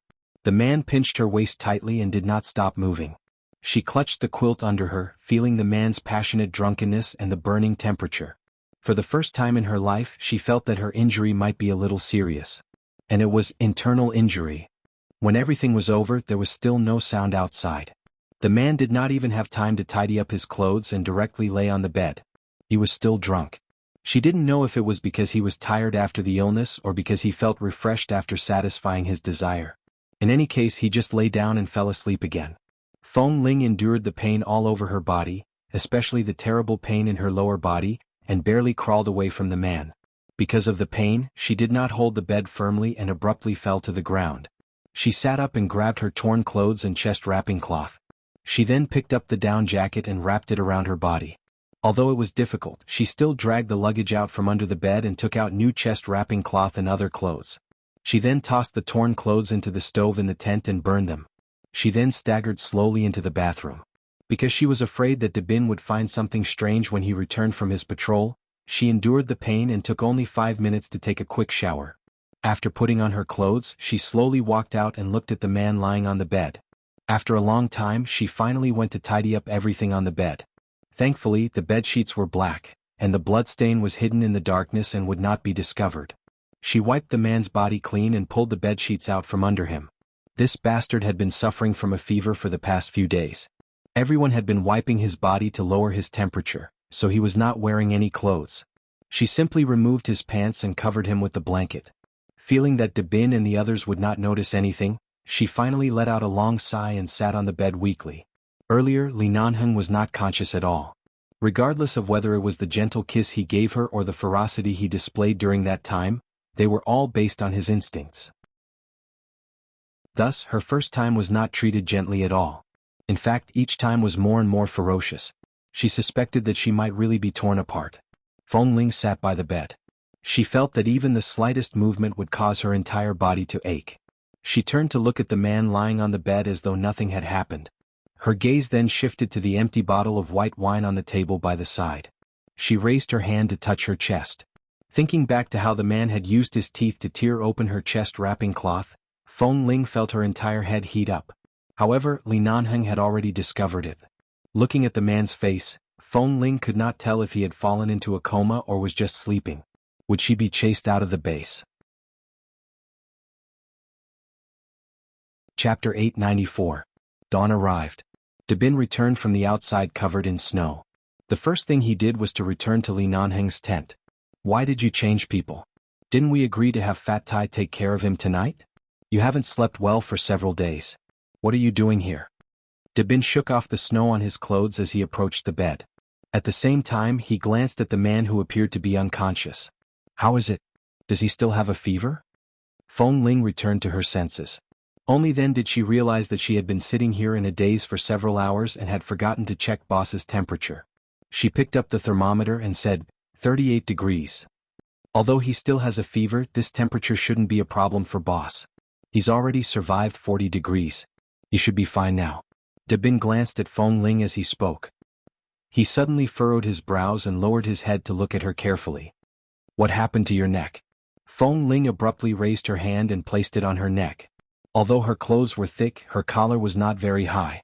Back then, she had been in a rush to put on her clothes and did not notice the hickeys on her neck. My throat isn't feeling well. I learned from some old people and rubbed my neck with wine. It might have turned red. From this angle, Dabin could only see a small red mark. Before he could take a closer look, Feng Ling had already covered it up by tugging on her collar. He did not suspect anything. In this world of ice and snow, anyone could catch a cold or a fever. It was normal for someone to have a sore throat. Furthermore, Feng Ling had been taking care of Boss for the past few days. It was likely that she was tired and uncomfortable. Dabin, I'm not feeling well. I'll go rest next door. I know you've been patrolling outside for an entire night. I'll call Dahu over. There's no need. If you're not feeling well, hurry and lie down to sleep. Nobody can withstand the fact that you've been guarding here for the past few days. As Dabin spoke, he used his chin to point at the entrance of the tent, meaning to urge her to quickly go and rest. He didn't intend to keep her. Feng Ling stood up. She did not look at the man on the bed and headed out. When she was about to reach the door, she paused and turned back to speak. Last night, Fat Tai fed Boss a bottle of white wine to alleviate his headache and dizziness. Right now, I don't know if Boss's body can take it. Although the temperature has temporarily dropped, I feel that the fever might rise again at any time. You guys keep a close eye on him. F***CK. Damn fatty, did a donkey kick you in the head? How can a person with a high fever drink alcohol? Dabin was so angry that he was about to choke. He's just doing it out of good intentions. Although Feng Ling was angry, in order to prevent Dabin's bad temper from getting back at Fat Tai, she told him to keep an eye on Li Nanheng's temperature and comforted him. After Dabin angrily sat down on the bed with a straight face, he left the tent. His body was really uncomfortable and sore. He was so tired that he wanted to lie down and sleep until the sky turned dark. However, the moment she walked out, she was hit by the cold wind outside. The early morning wind was especially cold. Feng Ling released a long breath. She raised her hand and pulled her collar up a little. She stood outside for a while. She did not wear the thickest winter clothes and only wore a thin feather coat. The cold wind quickly penetrated through her clothes, but it was as though only this kind of bone-chilling cold could freeze all traces of heat inside and outside of her body. Everything returned to calmness amidst the confusion and unconsciousness. It was unknown how long Feng Ling stood outside. Fat Tai was sleeping soundly when he suddenly felt a wave of cold air approaching. He opened his eyes in fright. In the blink of an eye, he saw Feng Ling lying under the blanket about a meter away from him. She then covered her head with the blanket and fell asleep without saying a word. Fat Tai sat up abruptly and pushed her through the blanket. "Hey Feng Ling, did boss's fever subside last night? Where did you go earlier? How long have you been standing outside? You're so cold that even the cold air outside has been brought in." Seeing that Feng Ling didn't respond, Fat Tai frowned and muttered, "You can't lie down like this. You have to warm up before lying down. Otherwise you won't be warm under the quilt when you're cold all over." Seeing that Feng Ling still didn't respond, when Fat Tai was about to pull her blanket, the person inside seemed to be in a very bad mood and firmly pulled the blanket up, not allowing anyone to lift the blanket. Fat Tai paused and had to stop pulling her, but he was afraid that she would really get sick. They had just come to Roger's Pass for a short time, but he caught a cold and had a high fever, and boss was still in a coma. If Feng Ling also got seriously ill, this place would probably leave a big shadow in their hearts and they would never come here again. Fat Tai got out of bed and pushed the stove to the bedside closest to Feng Ling. After making sure that the blanket wouldn't be burned and that it could warm Feng Ling, he turned his head and motioned to the others who were ready to get up to lower their voices and let Feng Ling have a good rest. Everyone knew that Feng Ling had been taking care of boss these days and probably didn't have a good rest yesterday afternoon. They didn't expect that she would take care of him again last night. Even without Fatty's reminder, they consciously got out of bed and put on their clothes quietly, trying not to disturb Feng Ling. Especially when they heard that Feng Ling might not be feeling well, they decided to go to the tent next door for breakfast and leave the tent here for Feng Ling to have a good rest. After Feng Ling fell into the quilt, she felt her numb head heat up, but she only closed her eyes and didn't move. She didn't want to talk to anyone and didn't want to say a word. In the afternoon, Feng Ling was a little drowsy and couldn't open her eyes, but she vaguely heard someone go back to the tent to get something. "What should we do? Didn't boss's body temperature drop a lot yesterday? How come his fever is back to 39 degrees? Boss's physical fitness and resistance are definitely the best in our base. Is this the legendary saying that he doesn't get sick for several years, and it takes a long time to recover once he gets sick? Of course not. It's all because of Fat Tai, that damned fatty who forced boss to drink in the middle of the night. Boss hasn't woken up yet. It must have something to do with that bottle of wine. The alcohol content is so high. Only Boss Lee's body can withstand it. If it were anyone else, Fat Tai would have committed murder. Boss has been sleeping for several days now. The water in the river is really terrible. Even Boss can fall down, alas." Chapter 895. Hearing their conversation, Feng Ling frowned in her sleep. She wanted to open her eyes but had no strength. Her eyelids drooped and she couldn't open them at all. Then she heard their footsteps as they walked out of the tent. Although she wanted to wake up as soon as possible, she eventually fell asleep again. When she regained consciousness, someone was wiping her face with a cold towel. She couldn't open her eyes and only heard Dahu's voice close to her. "Feng Ling must have caught a cold, but he doesn't have a fever. His body temperature is around 37 degrees. It's not serious. Let him rest for 2 days." After that, she couldn't hear clearly what the others were saying. She fell into a deep sleep again. Seeing that she had been sleeping with her clothes on, Dahu originally wanted to help her unbutton her clothes so that she could lie down comfortably, but he found that even though Feng Ling was asleep, her hand was still tightly gripping a corner of the quilt as if she had lost her sense of security. No matter how hard he tried, he couldn't pry it off. The temperature in the tent was not particularly high. If she didn't want to take off her clothes, they wouldn't force her. He tried to lift her quilt several times, but she instinctively pulled it back and didn't allow anyone to touch it.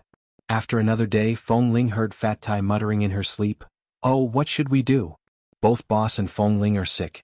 The two of them don't seem to be sick at all in our base. Now that they are sick, they seem to be accompanying each other. It's really hard for us." "You still have the nerve to say that? If you hadn't secretly fed Boss alcohol, he would have woken up long ago. You can get out of bed and jump around for 5 days. Isn't Boss's physical fitness better than yours? Anyone can complain here, but you don't have the right to." Fat Tai was immediately scolded into silence. After a long while he said, "I was really kind. At that time I was so uncomfortable that I wished someone could get me drunk. You are you and Boss is Boss. How can they be the same?" Dahu smacked Fatty's head with his hand. If Boss's physique was any worse, the people from the base would have had to brave the snowstorm and risk countless lives just to send Boss to the hospital for emergency treatment. Luckily Boss is in good health. Otherwise you would have to bear the responsibility of a murder case. Another 2 days passed. Li Nanheng woke up. "Boss? You're awake? How do you feel? Where does it hurt or feel uncomfortable? Do you want to eat something first?" Fat Tai stayed by the bed and asked with an apologetic and earnest expression. Li Nanheng furrowed his brows and glanced at Fat Tai, who seemed to be trying to please him. He opened his mouth, but his voice was hoarse as though it was filled with sand. "How many days did I sleep for?" Fat Tai raised his hand and gestured 6. 6 days. I know, it's almost 7 days. It's already night time." Li Nanheng sat up and Fat Tai rushed to help him up. Just as he was about to turn to pour water, Li Nanheng said hoarsely, "Call Dabin over." Fat Tai hurriedly went to call Dabin. When he called for Dabin, everyone heard him. Knowing that Boss had woken up, everyone rushed into the tent. Li Nanheng glanced at Dabin and then at the others. Everyone was present except for Feng Ling. He did not ask. After Dabin came over, he simply asked a few questions about what happened after he fell into the ice cave as well as about those gangsters. After asking, Li Nanheng's stamina was almost exhausted, and he was helped back to the bed. The group of people were busy preparing porridge, medicine, and water for Boss. After lying down for so long, Feng Ling did not come over. Li Nanheng asked Fat Tai, "Where's Feng Ling?" "Ah, Boss, I forgot to tell you. Feng Ling has been busy taking care of you for the past few days. One time she didn't sleep for 2 days and 3 nights. Her body couldn't take it anymore and she caught a slight cold. These 2 days she has been resting in the tent next door." Fat Tai chuckled and scratched his head. He said softly, "Boss, do you really feel that there's nothing wrong with your body?" Li Nanheng glanced at him indifferently. What problem could there be? As he spoke, he moved to stand up again. Boss, don't get up. You've just woken up. No matter what, you should eat something and rest well for the night. You don't have much strength right now. I'll go check on Feng Ling." "Why are you checking on Feng Ling?" "Feng Ling is still sleeping. Earlier, when I went next door to get something, I saw that she was asleep. When we entered, we said that Boss had already woken up. She didn't say that she wanted to come over. She should really be feeling unwell. Otherwise, based on Feng Ling's concern for Boss, she would definitely come over immediately." Li Nanheng did not speak. He only watched Fatty's radiant expression. After a moment he asked coldly, "Did you do something wrong? Your entire face is filled with guilt." Fat Tai immediately choked on his own saliva. He coughed several times before looking at his boss in shock.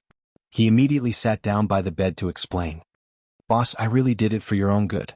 I was afraid that you would feel too uncomfortable, so I did it." Li Nanheng frowned. "What did you do?" "A few nights ago, when I was taking care of you here, I was afraid that your headache would be too uncomfortable. Not long ago, I experienced the feeling of my head exploding. To help you alleviate the pain, I fed you a bottle of white wine." Fat Tai pointed to the empty bottles by the side as he spoke. "The other bottles were originally used to help you cool down and wipe your body. I saw that there were so many bottles left, so I directly opened one and fed it to you." Li Nanheng immediately looked at him coldly as though he was looking at a lunatic. When Fat Tai shrank his neck on the bed with a frightened expression, he said coldly, "I was wondering why my throat felt so uncomfortable these few days. Drinking on his own and being forced to drink were two completely different feelings." Fat Tai chuckled guiltily. "Boss, it's good that you're fine." Li Nanheng rolled his eyes at him. Right now he did not have any strength. If he had the strength he would really kick him off the bed. "All right, scram." Fat Tai did not dare to stay for a moment longer. He immediately hid behind Dabin and Da Hu, following them to prepare food for Boss. After waiting for an entire night, Feng Ling did not return. Li Nanhing ate some simple food and was supported to the tent's window. Through the window he saw Feng Ling lying on the bed next door, covered with a blanket. He did not say anything and was supported back to the bed. The next morning, Li Nanhing got up and got out of bed. Seeing that boss had really recovered, everyone didn't stop him. When Li Nanhing was about to walk out of the tent, they hurriedly took the winter clothes and put them on for him. "Boss, it's getting colder these days. You've just recovered. Don't catch a cold again." Chapter 896. Compared to this tent that was especially lively after Li Nanheng woke up, the tent next door was relatively quiet. Only the occasional crackling sound came from the stove on the ground. Li Nanheng walked directly to the only bed in the pile of beds. The bed was bulging and Feng Ling lay unmoving inside. The blanket was still covering her head. Yesterday, Fat Tai had said that Feng Ling had been feeling unwell these days, but for some reason when she slept, she always covered her head with the blanket. She did not speak, nor did she want others to see her face. They all thought that she had frostbite and refused to see others. However, when they helped Feng Ling wipe her face that day, they did not see any frostbite. Her face was white and clean like usual, but she always covered herself with the blanket. If it weren't for the fact that they knew Feng Ling's temper was usually so reticent, and that she did not like to speak when she was unwell, everyone would have thought that Feng Ling had isolated herself from the world. The man looked down at the simple bed in front of him. Feng Ling usually did not sleep with others. During the days when he was sick, she did not care about the trifles and slept on De Bin's bed for several days. "Feng Ling," he called out. The person on the bed did not move. Covered by the blanket, she did not seem to hear him. Li Nanhing's gaze turned cold. He raised his foot and kicked the side of the bed twice. The person on the bed still did not move. Li Nanhing reached out to tug the blanket off her body, only to find that the person inside was not asleep. Instead, she was holding onto the blanket tightly, unwilling to let go. The man narrowed his eyes coldly. "What are you doing? Why are you hiding in the blanket? Come out." The person under the blanket still did not come out. In fact, she held on even tighter. Li Nanhing's expression was cold as he used force. As he tugged the blanket away, Feng Ling, who had been lying on the bed for 3 days, suddenly grabbed a pillow and smashed it harshly against his face. Li Nanhing was caught off guard. Of course, he did not expect her to suddenly throw the pillow at him. He was hit by the pillow. It did not hurt, but the man's eyes were filled with hostility as he glared at her. The pillow fell in front of him and landed on the ground. Feng Ling rolled from one bed to the other, but the one next to her was Fatty's quilt. Fat Tai usually didn't shower, so she was unwilling to lift his quilt to cover herself. She simply rolled to a place 3 or 4 beds away, sat up and was about to get off the bed. She didn't even look at him. Li Nanhing stood in place and watched her movements and the expression on her face. He narrowed his eyes slightly. "What are you doing? Since you've woken up, you should be resting in the tent. Why did you come here to torment me?" Feng Ling put on her shoes and stood up. Originally, she wanted to walk out, but her rationality reminded her that she could not do this. She resisted the urge to shoot him and turned to look at him. For 3 whole days she had been lying there for 3 whole days. Her body and heart were finally starting to recover. She was no longer as sore as before, but her first time had still fallen into the hands of this bastard. It hurt so much that even her nightmares these 2 days were filled with scenes of him fiercely penetrating her body. "They said that in order to take care of me, you didn't sleep for several days and fell sick. I just woke up last night. This morning I had the strength to get off the bed, so I came to take a look." The man looked at her angry face and walked over. He was about to tug her hand over, but Feng Ling quickly dodged. Seeing her suddenly rejecting him, Li Nanheng walked up to her and lowered his eyes to look at her coldly. "What's wrong with you? Why are you throwing a tantrum like a woman? And why are you throwing a tantrum without warning? What did I do to provoke you again?" And Feng Ling's expression faltered and she abruptly raised her eyes to look at him. The man had really just recovered from a serious illness. His handsome and indifferent face looked a little thinner, and his face was also a little pale. He stood in front of her and stared at her face as if he wanted to see through her. Feng Ling's heart immediately skipped a beat. Without waiting for her to speak, Li Nanheng coldly narrowed his eyes. "Because I fell into the ice hole that day and scared you?" Feng Ling was silent for a moment. "No. Then why are you giving me that look?" Feng Ling clenched her fists by her sides. "You didn't remember? You didn't know?" He actually didn't remember anything. For a moment she didn't know whether she should be glad or angry. She was glad that her secret could still be kept. She could still continue to live in 11 base. She didn't need to be separated from this group of brothers and didn't need to be driven out. What she was angry about was that this man didn't remember anything after doing that to her. Feng Ling's heart had never been so complicated. She clenched her fingers tightly. When Li Nanhing noticed her abnormal expression and leaned over to look at her, she was about to take a step back, but the man took a step forward and held her chin. Li Nanhing looked at her and said, "Li Nanhing, don't worry." The moment his fingers touched her, Feng Ling's mind suddenly recalled that night when this man's hands touched her body. Those flames? She suddenly trembled all over and wanted to retreat, but the man held her chin and looked into her eyes. "If you have something to say, say it. Don't hold it in." She immediately turned her head away and raised her hand to slap his hand down.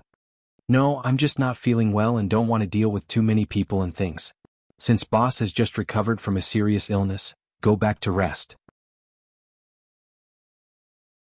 There's no need to come to see me. I'm fine. You're so haggard. If I didn't know better, I would think that the person who had a high fever for 6 or 7 days was you," Li Nanhing said coldly. Feng Ling sneered inwardly. Who was the one who tortured her to this state? She did not explain. After a moment she asked, "Fat Tai fed you alcohol that night. Do you remember?" Li Nanhing looked at her. "I don't remember. I was muddle-headed from the fever and was fed alcohol. Do you think I'm an immortal who can stay sober at all times? If I hadn't heard them mention it after I woke up, I probably wouldn't have known that I was almost murdered with alcohol in my illness." Feng Ling, looking at her expression, Li Nanhing suddenly narrowed his deep, black eyes. "Did something else happen that night when Fat Tai forced me to drink? Or was there another reason? What's with your expression?" "No." Feng Ling raised her eyes to look at him. His eyes were calm and puzzled, but her gaze was not so calm. She only met his gaze for a moment before quickly looking away. Seeing Feng Ling's sudden expression and attitude, Li Nanhing's expression did not change, but he clearly sensed that something was wrong. Chapter 897. Feng Ling originally thought that she would have to deal with Li Nanhing for a long time because of her gender being discovered. However, since the heavens were helping her, even if she was extremely unhappy, she could only endure it. In the end, she did not say a single word about that matter. However, just because Feng Ling did not mention it, it did not mean that Li Nanhing did not notice her abnormality. It had been more than a week since he had recovered from his illness. Feng Ling did not even ask for a change of accommodation. She directly moved a foldable bed over and placed it by the 1.5-meter tall bed. Not only that, she directly asked Dabin to sleep with him in this tent. She squeezed with the others in the other tent and slept on Dabin's original bed. Her explanation was that recently, her mental condition was not too good and she could not shoulder the responsibility of taking care of Boss. If Boss's illness had not fully recovered, it would be convenient for Dabin to take care of him. She would sleep by the side with the others. In any case, they were all grown men. It did not matter which side they slept on. This situation had already lasted for nearly a week, almost 10 days. Nightfall. Li Nanhing placed one hand under his head and laid on the bed. He watched as Dabin returned from his patrol. He shook the snow off his head and entered the bathroom to wash up. Not long after, he walked out bare-chested. He lifted the blankets and burrowed into the blankets. He comfortably hugged the blankets and hummed a few times. Then he said, "Boss, I'm asleep. Good night." Li Nanhing made an indifferent end sound through his nose. It was as though he was responding, but also as though he was snorting coldly. In less than 5 minutes, continuous snoring sounds could be heard from Dabin's bed. Accompanied by the rhythmic snoring, Li Nanhing closed his eyes, but he couldn't fall asleep at all. The moment he closed his eyes, he saw Feng Ling's expressionless face during the training in the snow for the past 2 days, and every time he approached her, Feng Ling instinctively took a step back and maintained a distance with her cold eyes. The snoring grew louder and louder. Li Nanhing abruptly lifted the quilt and got up. He picked up his winter suit and put it on. Then he walked out. He went to the tent next door and watched a group of men snoring in a crooked posture. Li Nanhing walked to the innermost bed with a dark face. Feng Ling was sleeping properly on the bed and there was no sound. The quilt was neatly covering her body. As the man approached, Feng Ling abruptly opened her eyes due to being stared at by a pair of eyes. However, before she could see clearly that the person by the bed was sleeping, the blanket over her was abruptly lifted. She abruptly sat up and was about to defend herself when Li Nanhing threw the quilt aside and saw the man's face clearly. The coldness in her eyes instantly turned into calmness. She said lightly, "Boss? Get up and go to sleep next door with me." Without saying anything, the man looked at her coldly, not to discuss with her, but to order. Feng Ling sat on the bed without moving. Boss, it's quite good for me to sleep here. Also, it's convenient for Dabin to take care of you. Take care of what? Do you see how weak I am? I've long recovered. Why would I need someone to take care of me? The man's tone was impatient. Don't talk nonsense. Hurry and go back with me. Feng Ling refused to reply. She insisted on sitting on the bed. Isn't it the same for me and Dabin to sleep on? Boss, why do you insist on me going back? Li Nanheng glanced at the men who were snoring loudly. How can you sleep with this kind of snoring? Dabin is even louder than them. No matter how long I stay in the base, I sleep alone. You can sleep quietly and won't disturb me. Dabin can't. He's too noisy. Although Boss Li was used to sleeping alone, she heard that he could even sleep in the mud when he was out on missions. There were many comrades by his side, and his snoring at night was not lacking. Why did he have to be so spoiled here? Feng Ling glanced at Dahu. Dahu doesn't make much noise when he sleeps. You can call Dahu over? Before she could finish speaking, the man reached out and grabbed her collar, dragging her down. Just as Feng Ling was about to struggle, he pulled her into his arms. He pressed her shoulders firmly and looked down at her condescendingly. Don't talk nonsense. Go back with me. Let go. Every time he touched her, Feng Ling's hair stood on end. Especially in such a position, her nose was instantly enveloped by the man's body heat and the scent of his hormones. She was so sensitive that she felt uncomfortable all over. Not only did Li Nanheng not let go, but he also did not take her winter clothes. In any case, when the others heard that it was him, they let down their guard. They turned over and continued to sleep, snoring everywhere. No one would look at them. He directly opened his wide winter clothes and wrapped Feng Ling in his arms. Just like that, he forcefully brought her out of the tent. Feng Ling struggled the entire way but was still forcefully dragged into the neighboring tent by the man's brute force. When they arrived at Dabin's bedside, Li Nanheng kicked the bedside. Dabin abruptly woke up. He thought that something had happened and was about to quickly put on his clothes out of habit. However, he abruptly saw Boss Li's heavy expression and Feng Ling's unsightly expression. His brain momentarily went into a state of stupor. Several seconds later, he finally reacted. Scram back to sleep next door. Li Nanheng was expressionless. His voice was cold, as though if he dared to stay here for one more second, he would directly kick him down the mountain. Dabin did not say a word. He was sleepy and it did not matter where he slept. He quickly got off the bed. As he was only wearing a pair of large underpants, he was afraid that it would be too cold outside, so he wrapped the blanket around himself and quickly ran out. Looking at the empty bed, Feng Ling was about to say that there was no blanket and that she should return next door. However, before she could speak, the man directly kicked the light folding bed to the side and forcefully dragged her back to the bed that had always been hers. He pressed her down by the bed. The moment Feng Ling touched this bed, she felt as though she was traumatized. She trembled and wanted to stand up, but the man pressed down on her shoulders and firmly made her sit down. Stay here obediently. Sleep the way you slept in the past. Li Nanheng watched her coldly. My illness has already recovered. My temperature is normal. I won't infect you and I don't need you to take care of me all night. Now lie down and sleep. Feng Ling struggled for a moment, and the man finally moved his hand away from her shoulder. Chapter 898. When she got up and was about to go over, Li Nanheng stood by the bed and looked at her indifferently. He didn't say a word, but his eyes and movements clearly showed that he didn't allow her to go over. Feng Ling had no choice but to sit back down because of his forceful posture. Feng Ling, did I offend you during my stay in Rogers Pass? The man looked at her with narrowed eyes. No. Why are you throwing a tantrum? Lie down. Li Nanheng resisted the urge to tear down the folding bed next to him and looked down at her. I don't want to say it again. Lie down and sleep right now. Feng Ling didn't want to show her temper too obviously, but after so many days she knew that Li Nanheng was calm enough. Now that she had returned to this tent, it was useless for her to do anything. She could only pretend that nothing had happened. After remaining silent for almost half a minute, she straightened her clothes and tugged her collar, which had been pulled crookedly by him earlier. She laid down, flipped over, and lay on the innermost side of the bed with her back facing him. She closed her eyes and was about to fall asleep like this. Li Nanheng didn't force her to do anything else. He just looked at her for a moment by the bed, threw his winter clothes aside and lay down. The moment the man laid down, Feng Ling thought that it would be fine for her to sleep with her back facing him. However, as soon as he laid down, even though the two of them were separated by at least 20 centimeters, her sensitive body tightened. The memory of that night on this bed invaded her mind, making it impossible for her to calm down and fall asleep. After lying down, Li Nanheng raised his hand in satisfaction because it was still the same person beside him.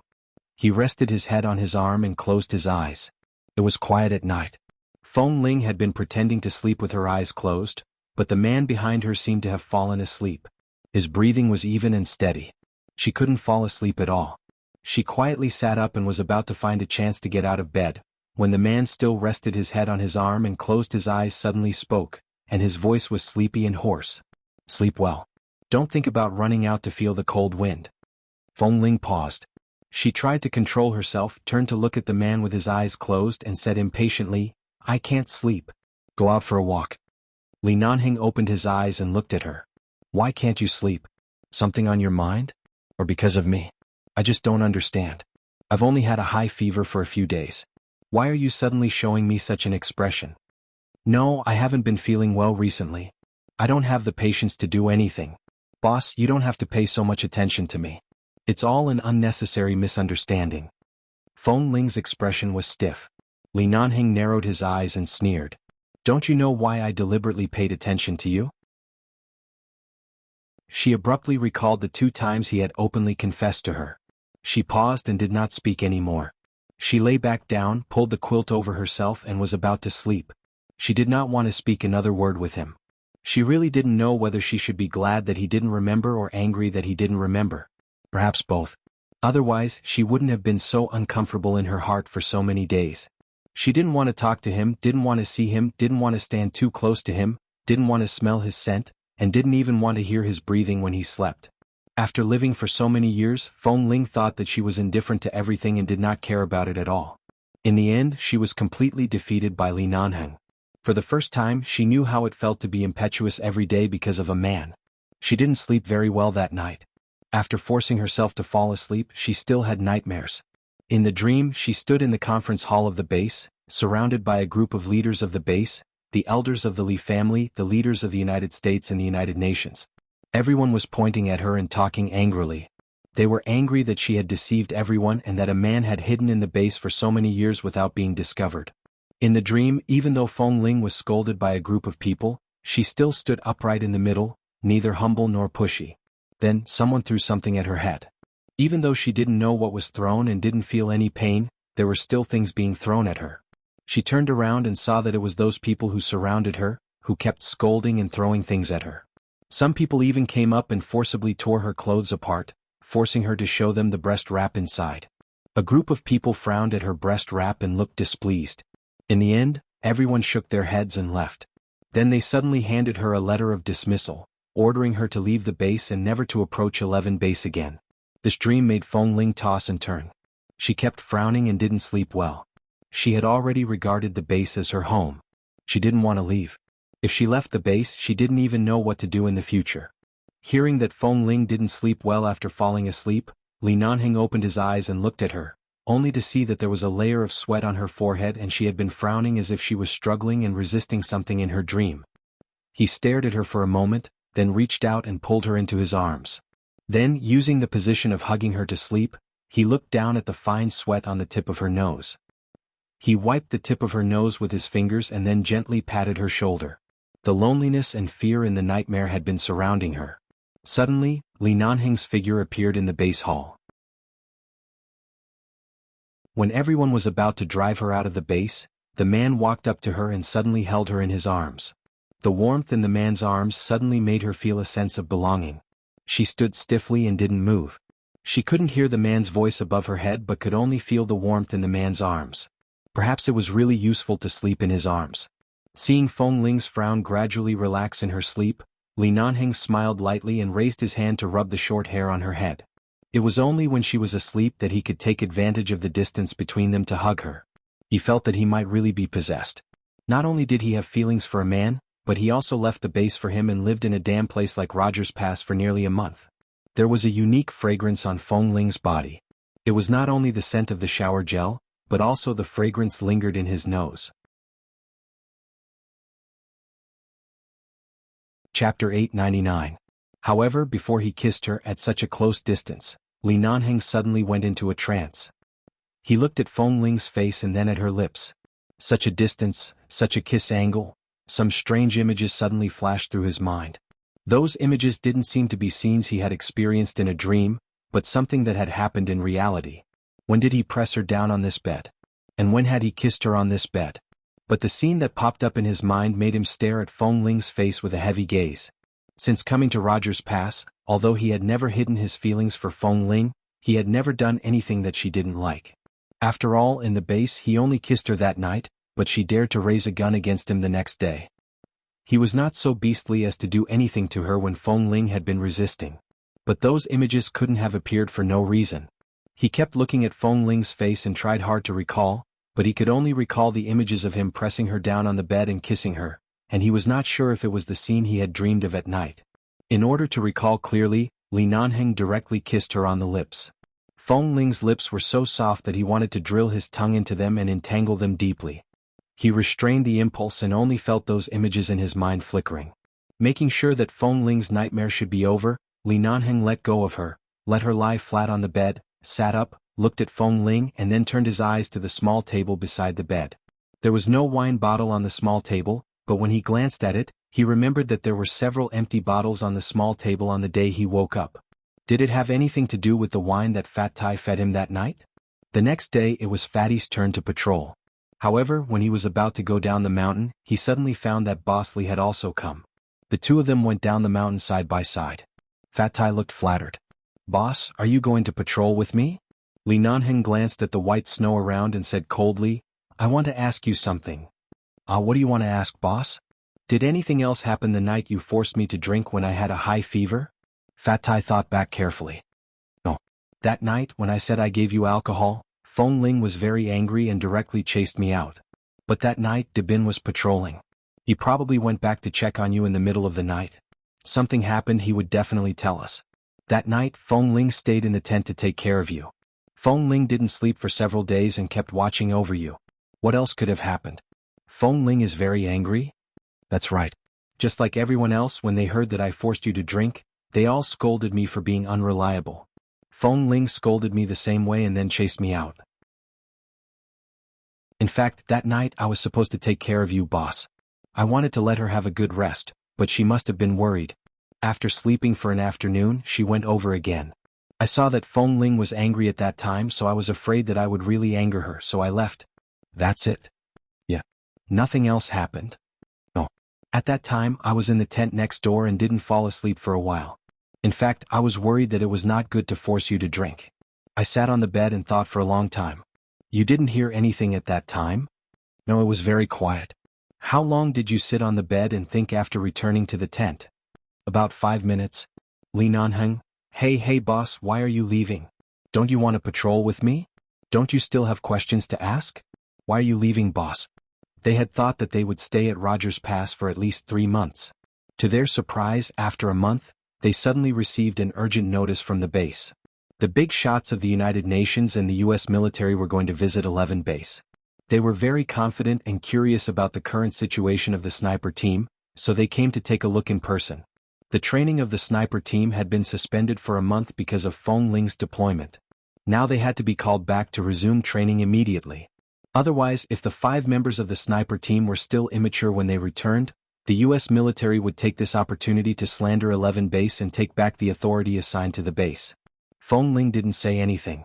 When Feng Ling went back, the others would definitely go back with her. After all, they came together and had to leave together. To be fair, if there were still people stationed here, another group of people from the base would be sent here. Li Nanheng planned to directly send several elites from the base over, so the mission at Rogers Pass ended 2 months ahead of schedule. Autumn had officially entered Los Angeles, and the temperature in the area where the base was located was at least 7 or 8 degrees lower than a month ago. And after returning to the base, they could no longer eat and drink every day like when they were in Rogers Pass. In an instant they were busy with training in various training camps. The training schedule of the sniper team was quickly accelerated. The training that usually added up to about 7 or 8 hours was increased to 10 hours. There were also 2 more hours of training at night. Several special sniper training sessions were also added. Li Nanheng personally joined the training team and took turns to train the 5 of them with Xiao Fei. At 9 o'clock in the evening, the training ended and Feng Ling went straight back to her residence. After coming back, everyone was busy these days. Li Nanheng didn't go to the base's conference room for a meeting today. When Feng Ling walked back to her residence, he happened to go downstairs and the two went upstairs together. Feng Ling walked forward all the way without looking back, without saying a word or greeting him. Li Nanheng looked at her cold back, walked to the floor where she lived, and was about to tell her about the recent arrangements of the base for the sniper team. However, when they arrived at the door, Feng Ling opened the door and went in, slammed the door with a bang, and didn't even give him a chance to speak. Standing in the corridor with the automatic lights on, looking at the closed door next door, Li Nanheng's eyebrows twitched. Just as he was about to walk over, suddenly his cell phone rang. Li Nanheng picked up the phone. After hearing what the person on the other side said, he paused, looked at the closed door in front of him with a meaningful look, and turned to walk out.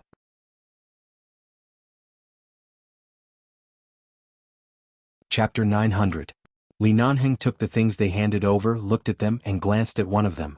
Did you find it under the chair? Yes, after the two of us finished the training of Team 3, we sat in the canteen and drank tea for a while.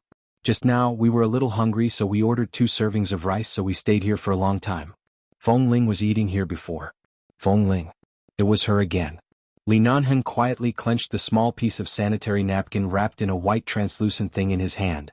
Although they were all men and never touched this thing, it didn't mean that they didn't know what it was used for. Boss, that. A member of Team 3 stepped forward and whispered to Li Nanheng, I heard from the brothers of Team 1 that Feng Ling usually doesn't live with us. Is she really? He pointed to the thing in Li Nanheng's hand again and whispered, Is she a woman? Li Nanheng's expression was indifferent. It's too arbitrary to determine whether a person is a man or a woman based on this kind of thing. Besides, if she is really a woman, you guys from Team 3 can't even beat a woman. Don't you have the face to stay in 11 base? The two of them were speechless and looked at each other.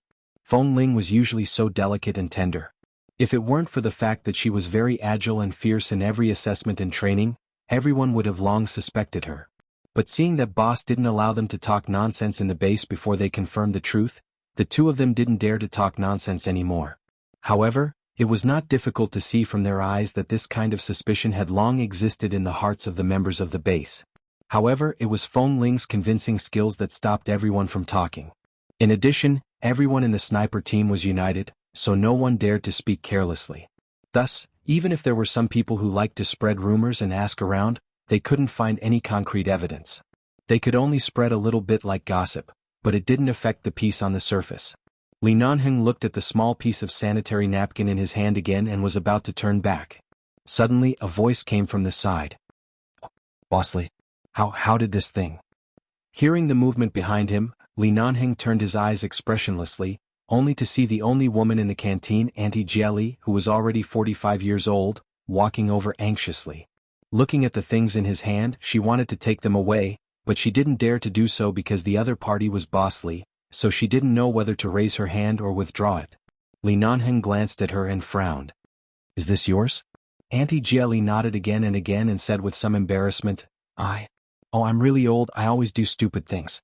Last month I went out of the base and bought a bag of this stuff. I left it on the cabinet in the storage room in front of the cafeteria. It happened to be a few days ago, so I used it directly and put the rest in my pocket. Just now, when I came to clean the tables and chairs here, I didn't pay much attention and a piece fell out. Although I'm so old and my children are about the same age as you, it's still too embarrassing for you young men to see this. Boss Li, I'm really sorry. Auntie Jia said as she walked over nervously and took the piece of sanitary napkin from Li Nanheng's open palm. After taking it, she took out a big bag of sanitary napkins from the canvas bag she was carrying. The men present looked at it and found that the small piece was the same as the one in her big bag. The color, style, and size were all the same. In front of them, Auntie Jia put the small piece of sanitary napkin back into the big bag with embarrassment, which was neat and not awkward at all. Boss Li, I'm really sorry. I will pay attention to it in the future. I know that there are few women in 11 base. This thing may be like big news in the eyes of the young men. I will definitely put it away in the future. Auntie Jia continued to apologize apologetically and her eyes were full of guilt. Li Nanheng didn't say much but just said lightly, well, put away your things. Auntie Jia, as the only woman in the entire base, you'd better not misunderstand me. When he said this, his eyes were already looking at the two people from Team 3. The two men immediately understood what boss meant. So this was just a misunderstanding? This thing belonged to Auntie Jelly? So it wasn't left here by Feng Ling at all? If that was really the case, then it was indeed a big mistake. The two hurriedly nodded and said with smiles, "It's a misunderstanding, a misunderstanding. We saw Feng Ling eating here, so we thought it might be her food. But since it's not, it must be a misunderstanding. It seems like we've made a mountain out of a molehill. Well, we'll leave first.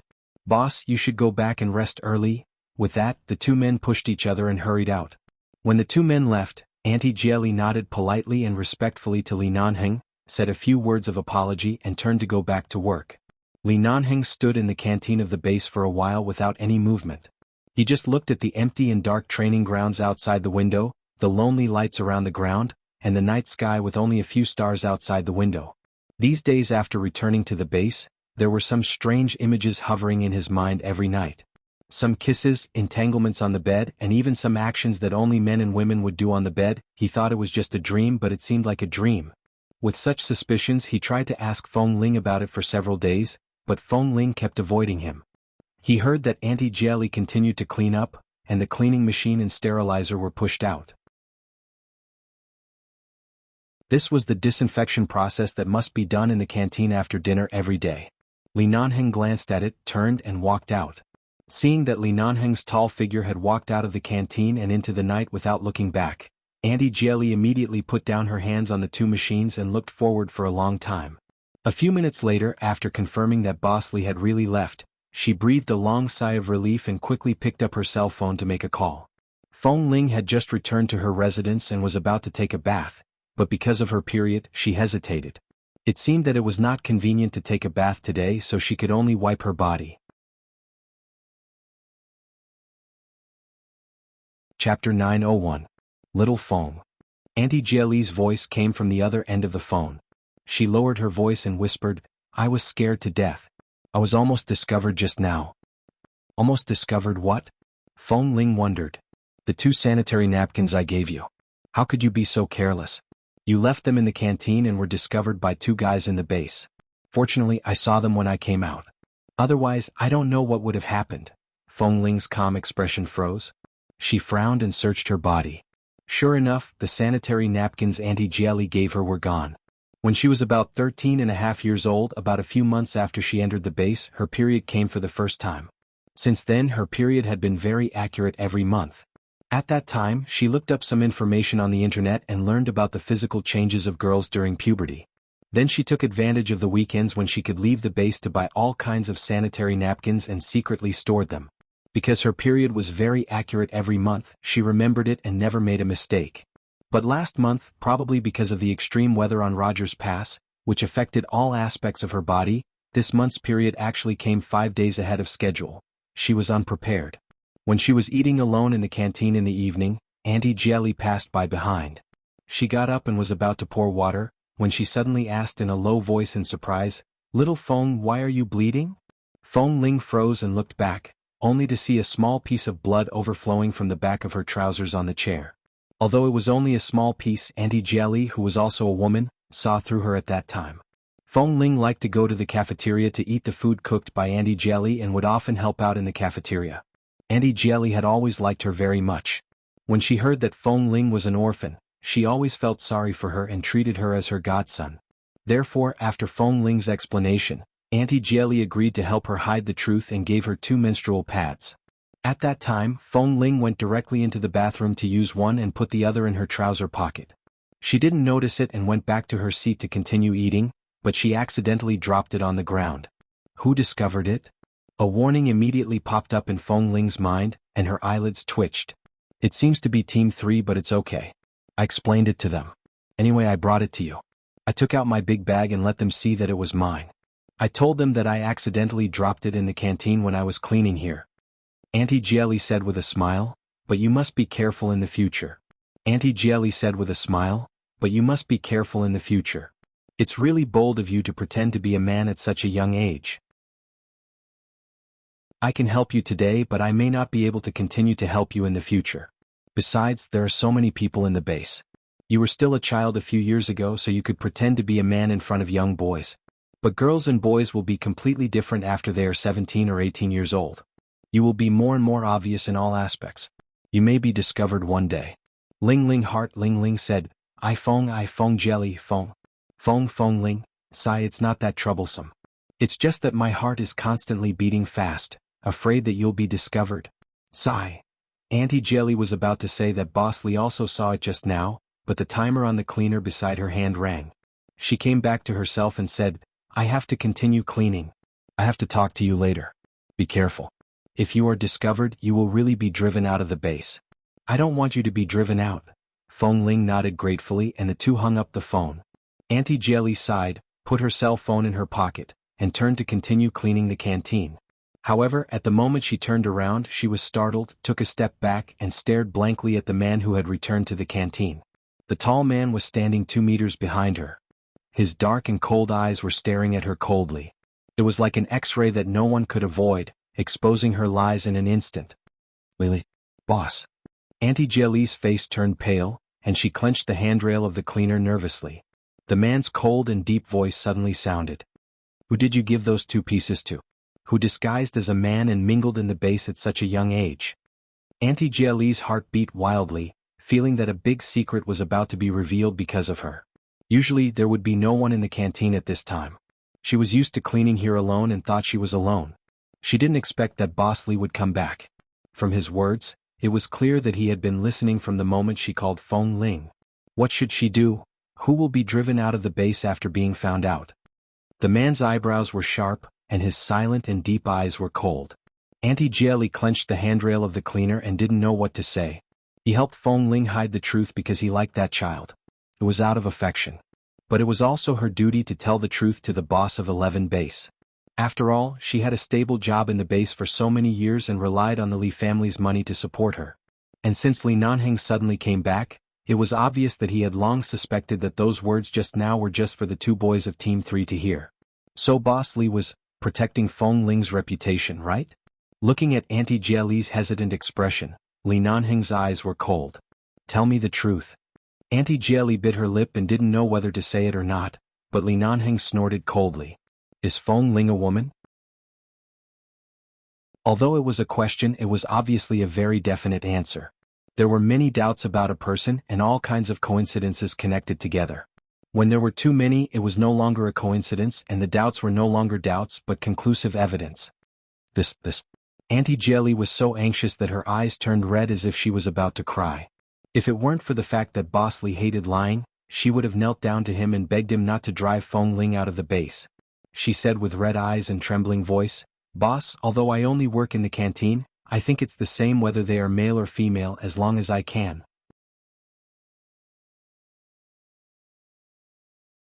Chapter 902. Auntie Jelly didn't want to betray Feng Ling, but Boss was right in front of her.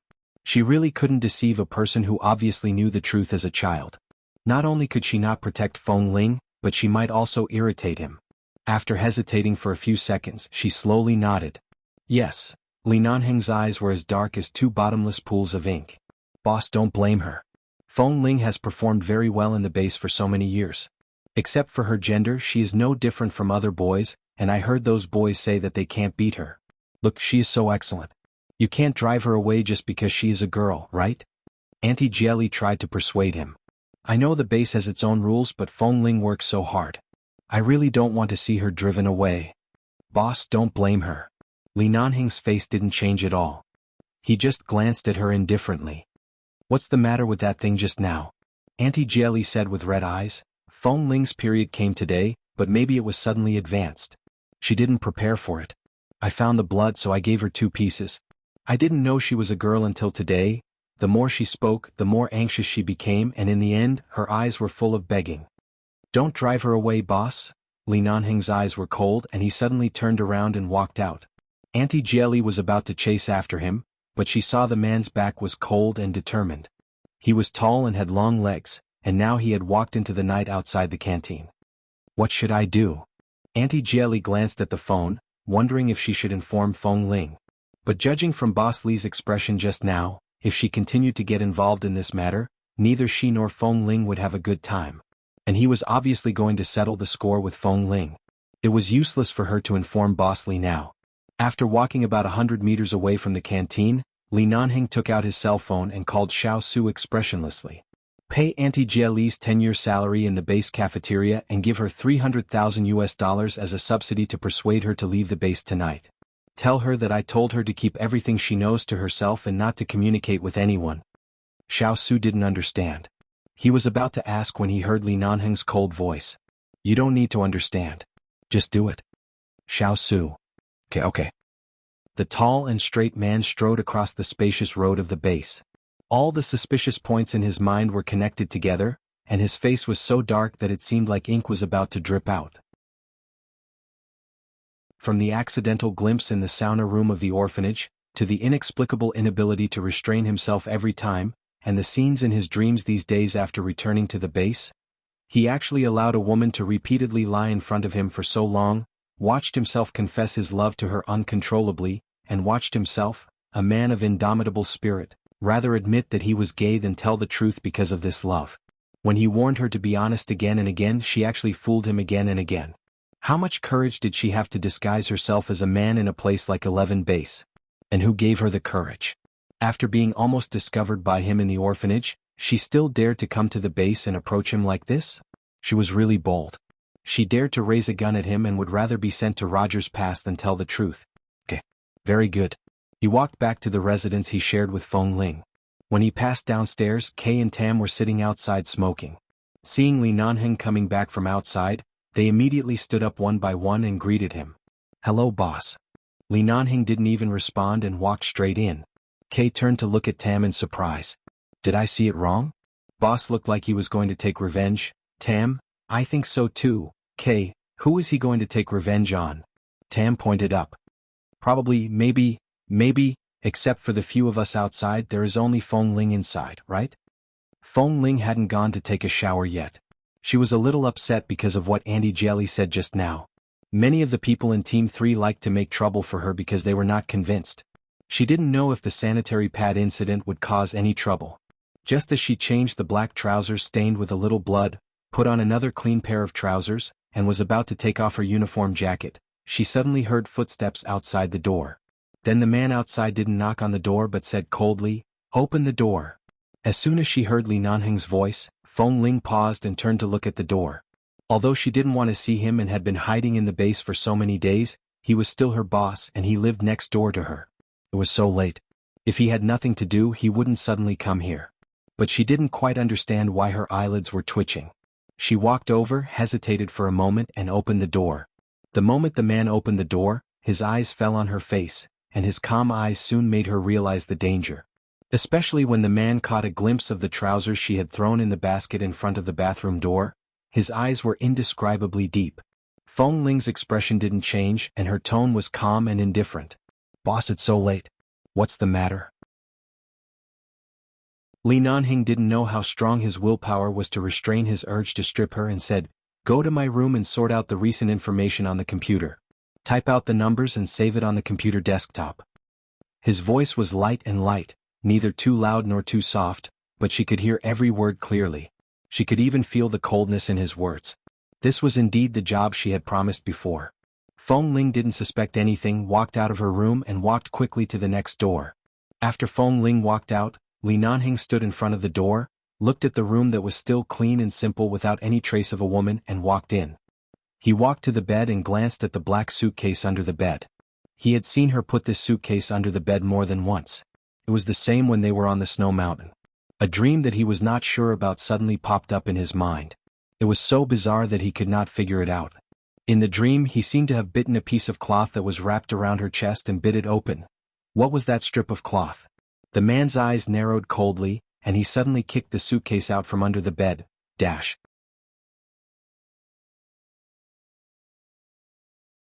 Chapter 903. The suitcase was opened. A few clean and flat white breast wrappings were placed in the middle compartment of the suitcase. All the answers were completely revealed, and there was no longer any possibility of concealment. Li Nanheng looked at those things indifferently, bent down, picked up the strips of cloth, looked at them briefly, put them back calmly, closed the suitcase and pushed it back under the bed. Then he kept squatting by the bed, slowly turned his eyes to the direction of the bathroom, got up, walked over, pushed open the bathroom door and saw a few toiletries placed there. There was still a faint fragrance inside, which was unique to Feng Ling. Turning to look at the table next to him, the man pulled open the drawer with one hand. Sure enough, there was a pack of sanitary napkins that only women would use. They were white and soft. Lying inside, it was as if the huge truth that had been hidden for many years had come crashing down on him. So, it was really a woman. Next door. Feng Ling turned on the computer and quickly sorted out the documents. At the same time she looked back. She didn't close the door, thinking that Li Nanheng would come with her, but it had been a few minutes, but he hadn't come yet. Could it be that he had been waiting in her room? With a loud bang, a clap of thunder across the sky pierced the sky, and a flash appeared and then disappeared. Feng Ling's face was slightly illuminated by the computer screen. Her eyes were calm and gentle, looking at the documents on the screen and carefully sorting them. However, these documents looked old. In her impression, she seemed to have seen these documents last time. Why did he suddenly ask her to sort out these old documents? Could it be that there were new instructions in the base? Just after Feng Ling sorted out the documents, she suddenly felt a prickling feeling on her back.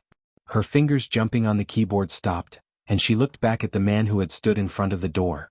After the man walked in, his eyes fell on her and he walked directly behind her. His eyes were on her. Feng Ling had never seen such a look in his eyes. And there seemed to be an obvious emotional change, but when she was about to see something, it seemed to be covered by something. Is there something wrong with these documents? Feng Ling asked subconsciously. Li Nanheng's eyes were cold and deep, and some things in his heart were endlessly vigorous. Some shock from the depths of his soul made him surprisingly calm. He took out a silver lighter from his trouser pocket and said lightly, "No problem. Tidy up your things. Don't ask more questions." Feng Ling glanced at him again, but the man had turned and pushed the window open, walking to the balcony of his room. Li Nanheng turned his back to Feng Ling, who was busy in front of the computer. He held his cell phone with one hand, took out a cigarette and put it in his mouth. Listening to the sound of the keyboard and mouse behind him, he turned his noble face sideways and looked indifferently at the empty and dark base. Feng Ling didn't know why, but she felt a certain sense of oppression from his back. The man was smoking. She looked up at him and paused for about 10 seconds. The man turned his back to her, blew smoke rings into the night sky and said coldly, "Don't be in a daze. Go on." Feng Ling quickly retracted her gaze and stared at the screen, but her fingers on the keyboard slowed down a little.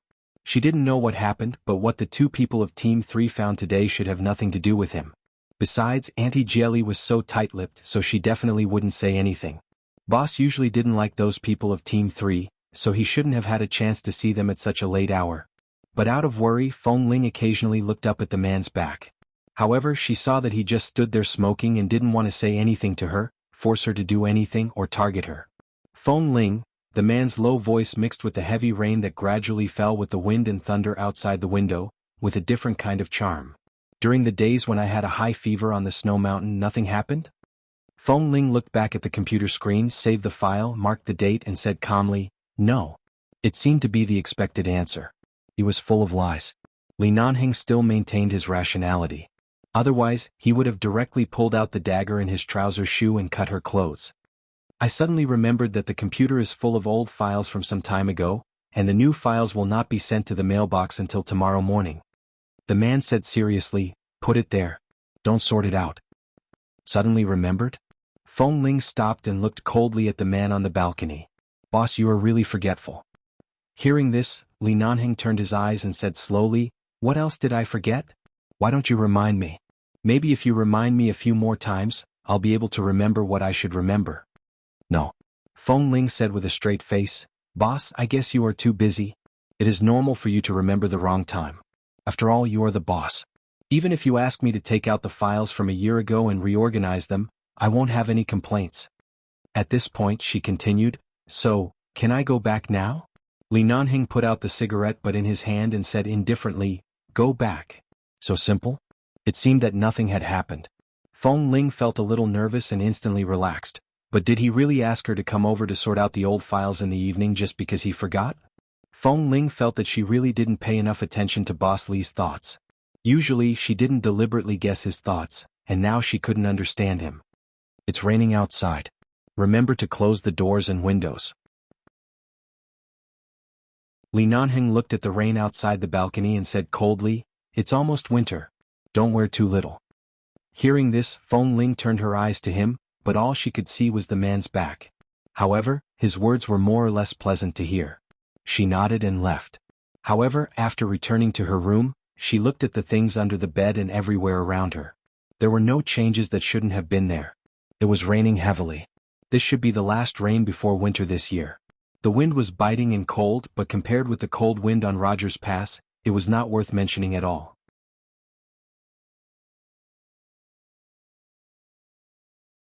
Chapter 904. No one could see Li Nanheng's expression at this time. The rain seemed to be peeping at some unpredictable secrets. It fell on the window quietly as if it didn't exist, but because of the light in the room it shone brightly. The man's eyes under his black hair were as deep as the sea. From the moment he learned the truth until now, a certain rhythm in his heart that had been unable to calm down had still not calmed down and was still beating at an uncontrollable speed. Even his breathing was a bit agitated. It turned out to be her.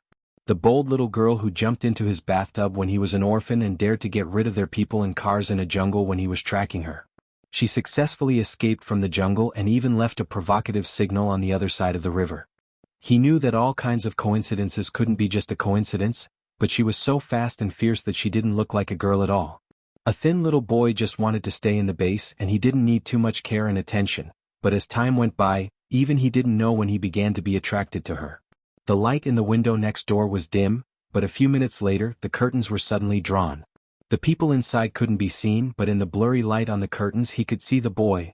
No, the girl was taking off her coat and then she didn't continue to take it off but walked straight into the bathroom. Seeing this scene, Li Nanheng suddenly touched the corner of his mouth with the tip of his tongue, and no one could understand the emotions in his eyes. Only the unlit cigarette that was crushed in his hand could feel his impulse to strangle someone at any time. The base archives room. The door was suddenly opened, and the member who was on duty in the archives room woke up with a start. He stood up abruptly by the small window and saw that the person who came was Boss Lee. He immediately came up in surprise. Boss Lee?" The tall man held a black umbrella in his hand, and the umbrella was dripping water. After entering the door he said directly, "Give me the information of Feng Ling in the sniper team, including the information when she entered the base and the updated level information every year." The member of the archives room froze for a moment. "All?" The man's eyes were dark. All right." Under normal circumstances, the files of the members of the base could not be taken out casually. However, since the person who came was Boss Lee, it was a different story. In any case, Boss Lee was in charge of the sniper team. It was likely that he had something to do. It was likely that he wanted to raise Feng Ling's training level. Not long after, with the information in hand, the man put the information into a waterproof file bag, turned around, and walked out of the archive room with a black umbrella. After returning to his residence, Li Nanheng lit another cigarette but still did not smoke it. He threw the cigarette box on a stack of files in front of him and looked at the photos of Feng Ling in the base for several years. As the fair-skinned youth gradually grew up and matured, even the outline of the 2-inch color photo could clearly see the obvious changes in him. Other men's faces gradually became more defined as they grew into adulthood, but Feng Ling's cheeks were more and more similar to a woman's oval face. The curve was gentle and smooth, and although there was a heroic aura that other women did not have, she was clearly a woman. As the smoke lingered between his fingers, Li Nanheng looked at the photos on the files, and his eyes became darker and darker. He had been thrown into the base to train since he was a child. For so many years, in this 11 base, there was a person that he felt he couldn't handle. The kind of person that he couldn't handle was not because he could let her carry out devil training at night at will, nor could he control the difficulty of her mission and life and death at will. But that person's heart. Li Nanheng pressed the cigarette into the ashtray, picked up the stack of files and read page by page. His eyes were calm and emotionless, but there was a layer of mist in them. He was indifferent and calm, but he did not lose the dominance of a superior. Li Nanheng thought that although he was the person in charge of the base, he did not have a strong desire to control. As long as the base members under his command could meet his requirements, it would be fine. But for such a Feng Ling, he found that he had a deep desire to control her. He wanted to firmly tie her to his side. She must cry because of him and she must laugh because of him. He was so frustrated that he thought he was gay. As a result, damn it, Feng Ling was a woman? Li Nanheng leaned back in his chair, holding the stack of documents with one hand. He threw all the documents into the drawer by his hand and pressed the other things on top. His movements were elegant but obvious. He locked the drawer and threw the key into the trash can by the door. When he looked at the trash can, his mind reflected the pair of silicone breasts in it when he came back from the bar. He knew that the feeling he felt at that time couldn't be more real. No matter how fake it was, it couldn't be so real that he, a man, could not feel it. He should have known how tight-lipped Feng Ling, this dishonest guy, was. If someone else told her a secret, she would definitely guard it to the death and not spread it, let alone her own secret. It was such a big secret again. Feng Ling got up early the next day. After returning to the base, she was used to getting up early so that she could avoid Li Nanheng. However, when she opened the door and was about to leave, she suddenly bumped into the man who also came out of the next door. However, the man did not look at her because there was a water room on this floor. The drinkable water they usually used to make tea or coffee was there. The man held a transparent glass in his hand and walked straight in front of her without looking back. Feng Ling did not look at him but walked out quickly. When she turned the corner of the stairs, she paused for a moment and quickly turned to go downstairs. When the man walked into the water room, although he did not look in that direction, he saw Feng Ling pause there and quickly turned her head as if she wanted to pretend that she didn't care. Li Nanheng slowly curved his lips, and there was a trace of gentleness between his cold brows. The game began. Once, a mouse put on a cat's skin and swaggered through the market. Now it was time for the cat and mouse game. Morning training. Because of the heavy rain last night, the temperature suddenly dropped a lot today, and the air was cold.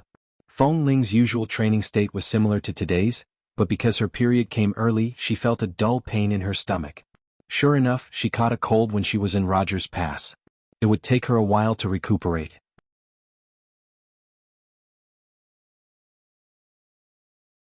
Chapter 905.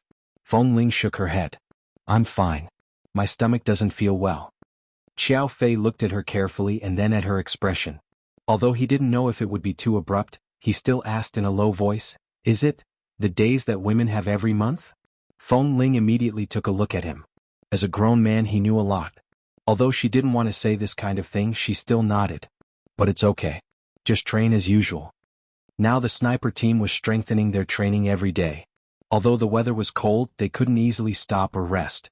After all, the United Nations and the US military were going to send all kinds of big shots here soon, especially to investigate the situation of the sniper team. Can you hold on? Yes. Okay, I'll just practice shooting today. Don't do other movements. Don't move too much. It seemed that she didn't intend to delay the training because of this kind of thing. Although Xiao Fei wanted to ask her to rest now, he looked back and saw the other four were still practicing, so he had to continue to let her practice, and only occasionally handed her a cup of hot water during the break. She went to the canteen at noon. Usually, Auntie Jelly was resting in the morning and only worked at noon and evening.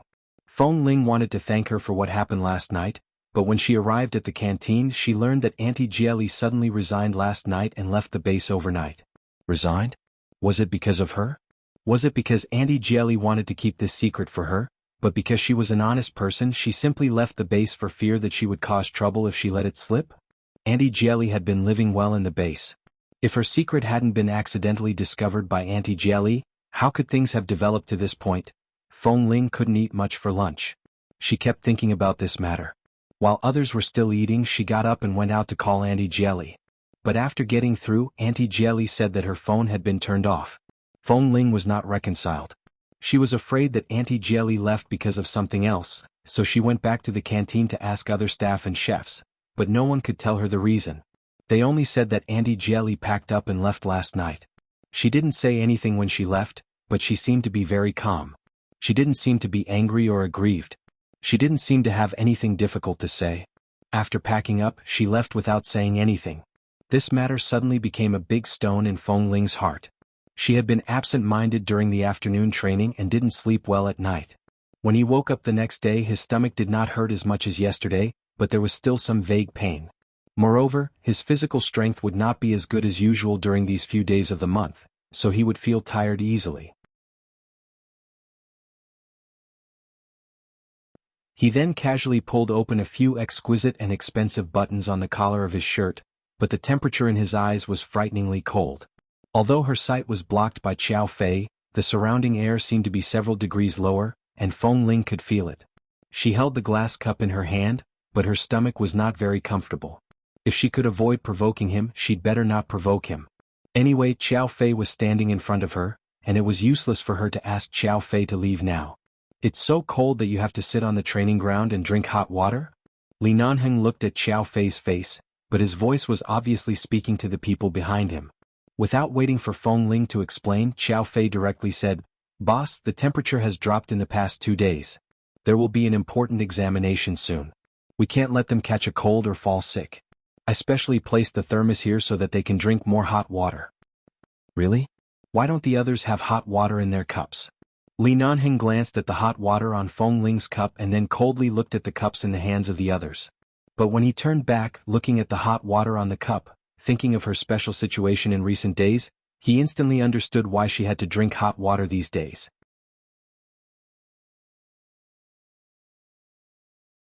Chapter 906. Li Nanheng was about to bypass Qiao Fei and pull Feng Ling up, but when he was about to move, he caught a glimpse of several members of Team 3 who happened to pass by the training camp of the sniper team at this time. The members of Team 3 seemed to inadvertently look in this direction and then at Li Nanheng and Qiao Fei, who seemed to be confronting each other because of Feng Ling. They immediately turned back and whispered to each other. It seems that what they said last time was right. There is indeed something wrong with this Feng Ling. Is she really a woman? Could it be that boss hid a woman in the base so that he could do that at any time when it was convenient? I think so. Wasn't Deputy Drill Master Qiao in Team 2 before? When did he become so close to Feng Ling, who was assigned to the sniper team from Team 1? Just now, someone passed by and saw him pour hot water for Feng Ling. It seems that the other members didn't receive such treatment. Gee, if she is a man, she must have a problem with his sexual orientation. If she is a woman, then the problem is even bigger. The base explicitly stipulates that women are not allowed to participate in training or become members of the base. She is really a woman. Oh, it's really hard to imagine. Didn't they see those things in the canteen last time? I think it's very likely that the auntie of the canteen suddenly left, so there's no way to find the source of the truth. Is it possible that Boss Li is afraid that he secretly hid a woman by his side, so he... Shoo, don't talk nonsense. It's okay to guess whether Feng Ling is a woman or not, but Boss Li has not been in the base in the past few years. Didn't he return to the Li family at that time? I guess he is still in the dark. Who knows whether Boss has suspected it or not. Of course we are just suspicious, but I think this Feng Ling is really like a woman. From her height to her face, which part of her looks like a man? Feng Ling should be 17 or 18 years old now. I didn't see an Adam's apple in the past few years, but I think she should have one now. Have you noticed it? Does she have an Adam's apple? I haven't been too close to her, so I really didn't notice it. If she is not a woman, how can she use things like sanitary napkins? Can it be used by us men to pat our buttocks at night? Ha ha ha. Mother Kerr, lower your voice. Don't let anyone hear you. If that happens, all of us will have to bear the consequences. The question is she a man or a woman? They whispered to each other at the entrance of the training camp and took the opportunity to walk away. As they walked, they said, I don't know. I think it's very likely to be a woman. Let's find some time to test her. Although those people were far away, Li Nanheng could still roughly read their lips. He put one hand in his trouser pocket and glanced at Feng Ling coldly. The police station has been chasing the murderer of a criminal case recently. They need manpower and they need someone who knows how to use a sniper rifle. Since your training has met the standard, you don't have to worry about the inspection in a few days. Go to the police station to help for a few days. Feng Ling didn't say anything. Instead, she looked at Feng Ling coldly. Qiao Fei was about to say something when Feng Ling answered, All right, I understand. Tomorrow morning, pack your things and go to the police station. Bring a sniper rifle. There are a few snipers among the murderers. They will face them head-on. You go and cooperate with the police. Don't send anyone else to the base for the time being. Okay. She still had no doubt. When she was in the cafeteria today, although she was a little worried about Auntie Jelly, she noticed that some members of the base passing by seemed to be looking at her with a strange look in their eyes. The matter of the sanitary napkins must have been spread by the members of Team 3. No matter how Auntie Jelly explained it to them, no one was a fool. After all these coincidences, it was impossible for them not to suspect it. Of course they just suspected it. She had never been interested in other people's opinions. Although Qiao Fei wanted to say something, he couldn't interfere in the end. After all, he was just a drill master, not the person in charge of the base. Qiao Fei looked back at Feng Ling again. asking her with his eyes if she could handle the situation as a sniper for the police alone. Feng Ling gave him a reassuring look. Seeing the exchange of eyes between the two, Li Nanheng's eyes darkened, but he didn't say much. When he turned back expressionlessly, he looked coldly in the direction in which the members of Team 3 left, and said in a voice as cold as ice, "Leave tomorrow morning. The team allows you to go back to pack your things and report to the police station. You can skip the evening training." Feng Ling was really worried about continuing the training at night because of her stomach discomfort. She was afraid that she couldn't hold on, or that her menstrual blood would flow more and more because of physical overdraft and excessive exercise. Qiao Fei was too protective of her. At this time he couldn't be too obvious, so he couldn't let her rest, but he didn't expect that Li Nanheng would suddenly exempt her from the evening training. Did Boss Li attach great importance to this matter in the police station? The cold-blooded maniac who had always been extremely demanding on her body would ask her to end her training in advance one day? Feng Ling stood up with a cup of hot water in her hand. "I see, boss." Li Nanheng didn't look back but walked straight out. His back was indifferent, as if he suddenly walked into the training camp just now not for anyone but to deliver a mission order. That was all. While boss was gone, Qiao Fei said in a low voice, "That's good. You can also save 2 or 3 days of training. The intensity of the mission outside is not as high as now, but you must pay attention to safety."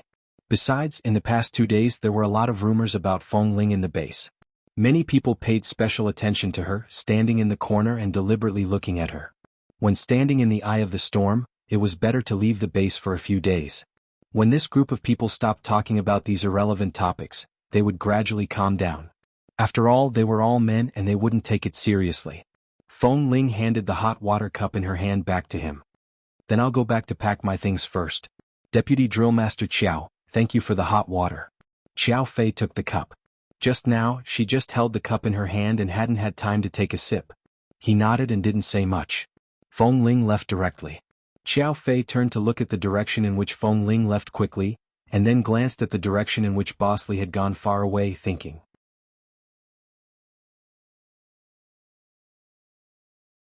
Chapter 907. However, he didn't say anything. Now that he had sent Feng Ling out at the most appropriate time, it was equivalent to letting her take this opportunity to avoid all the gossip.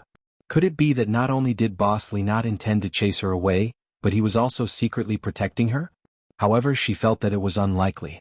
The Li family had always been very strict with many rules and regulations in the base, and the few old masters of the Li family were even more strict with men than women. If the few old masters of the Li family found out about this, the base would definitely be blown up by them. Given Boss Li's rational mind, he probably wouldn't take such a huge risk to protect Feng Ling. Besides, rumors were spreading everywhere now. However, if he wasn't protecting her, it was clearly just a small task for the police, but Feng Ling was sent out alone. Early the next morning, Feng Ling carried her sniper rifle and left the base to head to the Los Angeles police headquarters to help. The task of encircling and annihilating the criminals this time was very simple. She only needed to shoot the criminal leader in the window of the opposite building at the top of a 60-story building at the mission location. The only test was her marksmanship, accuracy, and proficiency in using a sniper rifle. Because the police informant would take the risk to lure the criminal to the appropriate location from the window of the opposite building, she could only succeed and not fail. Otherwise, many police officers would die for this. The police officers didn't particularly trust her marksmanship, but after all, she was sent by 11 base, so they could only take the risk and cooperate with her.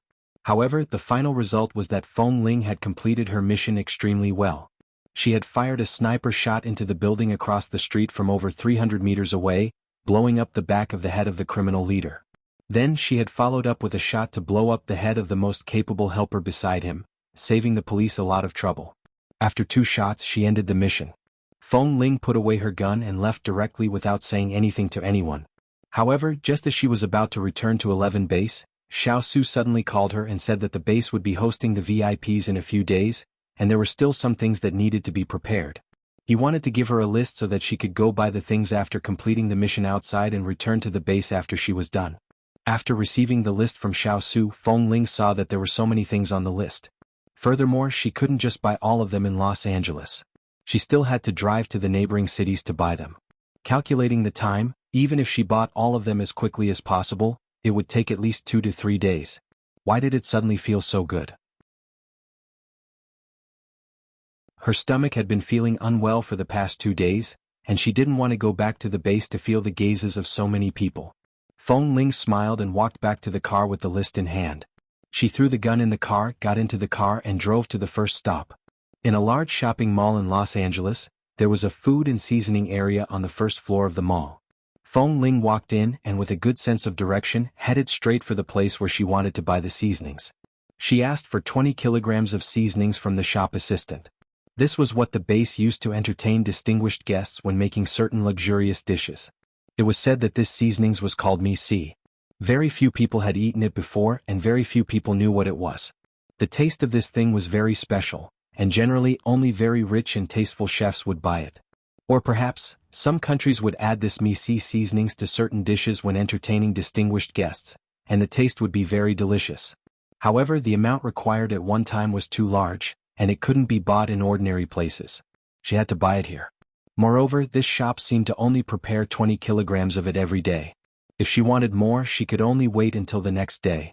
After Feng Ling told the staff what she wanted, the staff nodded and went in. She waited outside. After about 10 minutes, she smelled a very light and elegant perfume approaching. She turned around and saw a young woman with a slim figure wearing sunglasses walking past. Feng Ling didn't know much about the brands and bags that women wore.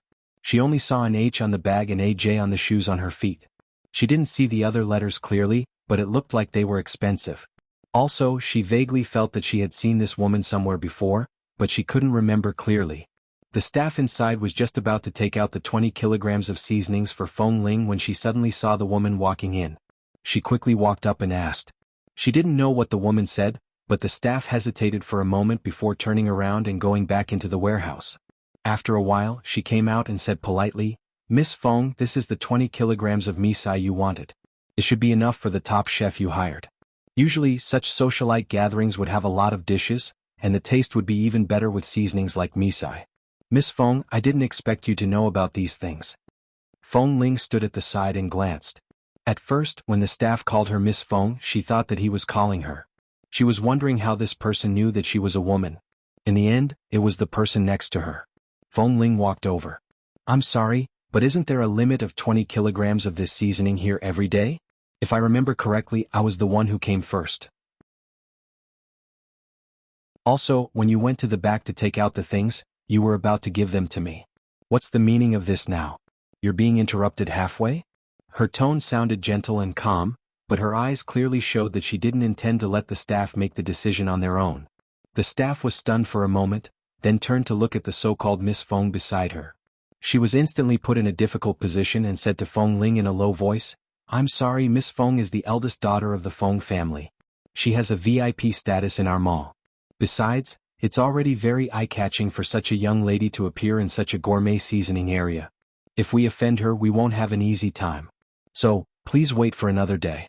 Feng Ling smiled, but there was no warmth in her eyes. "I can understand you, but I believe that your mall understands the rules of first come, first served. Even if she's the first lady, she should abide by the rules." The staff was in a difficult position for a moment. Only then did Miss Feng turn around and glance at Feng Ling. Then she took off the sunglasses on her face and sized Feng Ling up from head to toe. Then she asked in confusion, "Have I seen you somewhere before?" After Miss Feng took off her sunglasses, Feng Ling saw her face clearly. When she heard her words, she finally remembered. That time in the hospital, when Madame Feng and Qin Shu were in her ward, the eldest daughter of the Feng family, Feng Mingzhu, had also come in once. At that time, Feng Ling didn't pay much attention to her, but at least they had brushed past each other like this, so she had some impression of her.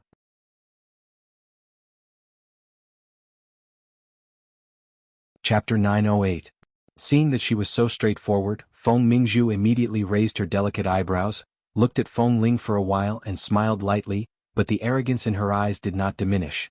"I remember the ward Shook took me into last time. Oh, by the way, you are from 11 base, right?" Feng Ling didn't answer but turned to look at the shop assistant and put the card aside. "This is the money for 20 pounds of seasoning. Hurry up, I'm in a hurry." The shop assistant didn't know whether she should take it or not. She turned to look at Feng Mingzhu. "Miss Feng, this..." Feng Mingzhu was still smiling. "Little brother, we have a very important socialite gathering tonight. We've invited a world-class chef who needs this kind of seasoning. I happened to be passing by here, so I came to buy it on the way." How about I pay for 40 caddies and you can take the other portion tomorrow morning? How about that? It's a gift from me. Feng Ling's eyes were very indifferent. No, thank you. I'm not familiar with Miss Feng, so I don't need you to give me a gift. Besides, I don't need to explain the reason why I bought these things to you. Besides, the rule is first come, first served. I only ask about the rules, not the identity and not the price. Feng Mingzhu choked for a moment. Her pride from a young age had made her used to looking at others with a charitable gaze. After all, there was nothing in this world that couldn't be solved with money. She was already very polite, but this brat's temper was very stubborn. He didn't even give her face. He had heard from Qin Shuk that she seemed to like him? He had such a bad temper and wore a black combat uniform all day long. What kind of taste did Qin Shuk have? But her combat uniform, Feng Mingzhu's eyes paused, and then she maintained an elegant smile. Is it convenient for us to talk in private? No, it's not convenient. Feng Ling didn't intend to pay more attention to him. The shop assistant felt embarrassed. She felt that this young man's temper was not to be trifled with. Although he was very handsome and beautiful, he shouldn't be a person who would give up easily. And Miss Feng couldn't be provoked, so she decided to let the two of them discuss it. So the shop assistant quickly turned back to the warehouse, leaving a space for them to talk. Seeing that there was no one else around, Feng Mingzhu put the sunglasses in her hand into her bag, looked at Feng Ling and said softly, "You are Nanhang's subordinate. You came out to buy these things because 11 base needs them? But we can't casually tell others about what happened in the base, right?" Feng Qi didn't have any intention of chatting with her, but this Miss Feng seemed to be implying something. She turned to look at Feng Mingzhu. "Since Miss Feng knows about 11 base, I won't say any more nonsense. Of course I know 11 base." There seemed to be some pride in Feng Mingzhu's eyes as well as a little excitement. "How about this, let's discuss a condition?" Feng Ling didn't want to talk about conditions. She was the one who came first. Even if she didn't understand the ways of the world, she knew that she was on the side of reason. Why should she talk about conditions? Feng Mingzhu continued to say, "As long as you can take me into your 11 base, I will give you these seasonings. It seems that you were sent out to purchase, right? If the purchasing mission is delayed, will it affect you? My conditions are not difficult, just bring me back to your base." Feng Ling swallowed the word impossible that was on the tip of her tongue and said in a calmer tone, "Sorry Miss Feng, 11 base has a clear rule that outsiders are not allowed to enter at will. Don't you know that I am not an outsider? I am Li Nanheng's fiancé." When Feng Mingzhu said the word fiancé, her eyes lit up. It was not difficult to see that she liked Li Nanheng. It was not the first time that Feng Ling heard that Boss Li had a fiancé, so she was not surprised. And Boss Li had said that as long as it was not from his mouth, she should not believe a single word. Feng Ling said indifferently, "Miss Feng, I really don't know you very well. I am just a member of the base and I can't bring people into the base without permission. Since you are our boss's fiancé, why don't you ask our boss to take you there in person?" Feng Mingzhu seemed to be choked. If Li Nanheng was willing to see her and talk to her, she wouldn't need to run to 11 base to chase after her husband. The person she had loved for so many years refused to marry her, would rather marry her dead sister, and didn't even want to see him. "The matter between me and Nanheng is a bit complicated. No matter how complicated it is, it has nothing to do with me. I only know that there is a rule of first come, first served when buying things outside, and I also know that outsiders are not allowed to enter and exit the base at will. Sorry, please excuse me." As Feng Ling spoke, she raised her hand and gently pushed her away politely. Then she bent down to pick up the bag of 10 kilograms of seasoning on the ground and turned to take it aside, determined that she must take this thing away and would not give it away. Seeing that she didn't get any benefits, Feng Mingzhu's face was no longer full of smile. She looked at Feng Ling for a while and said with a hint of mockery on her lips, "I can pay double or even 10 times the price to buy this thing. I believe that the shop assistant and the boss will not refuse to take it. Why are you so stubborn?" Feng Ling was expressionless. There are surveillance cameras in the shopping mall. Any behavior of forcing people to buy or sell things is illegal. Miss Feng, if you have graduated from primary school, you should know this. If Miss Feng really wants the things that 11 base wants to take away, you can talk to Boss Li. There is no need to make things difficult for me. Besides, are you sure you want to snatch things from 11 base? Feng Mingzhu's hand on the bag immediately paused. No matter how powerful the Feng family was, the Feng family couldn't afford to offend 11 base. Besides, what she wanted to do was to leave a good impression in front of Nanheng, not to offend him or annoy him. Although she was unwilling for the sake that this boy came from 11 base, Feng Mingzhu didn't argue with her anymore. However, she still looked angry and forced a smile. All right, then I'll give it to you. But after all, you owe me a favor. If I have any request, I don't owe you a favor. Feng Ling didn't give her a chance to act. She glanced at her indifferently and then turned to call the shop assistant to pay the bill. A few minutes later, she turned and left with the bag, not even looking at her. Feng Mingzhu had never seen such an ignorant and impolite person, nor had she seen a man who was so ungentlemanly in front of her. He didn't give her any face at all. Her expression was ugly. She turned to look in the direction of Feng Ling's departure and heard the shop assistant next to her whisper, "Miss Feng, don't be too angry. This kind of stubborn person is mostly ignorant. I guess she doesn't even know how powerful the Feng family is. She is a frog at the bottom of a well. You don't have to be too calculative." That.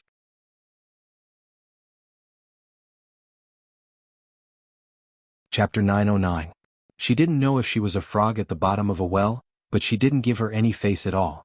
Feng Mingzhu held the bag in her hand and didn't say anything more. What was more angry was that Li Nanheng usually ignored her, and even the people around him were so rude to her.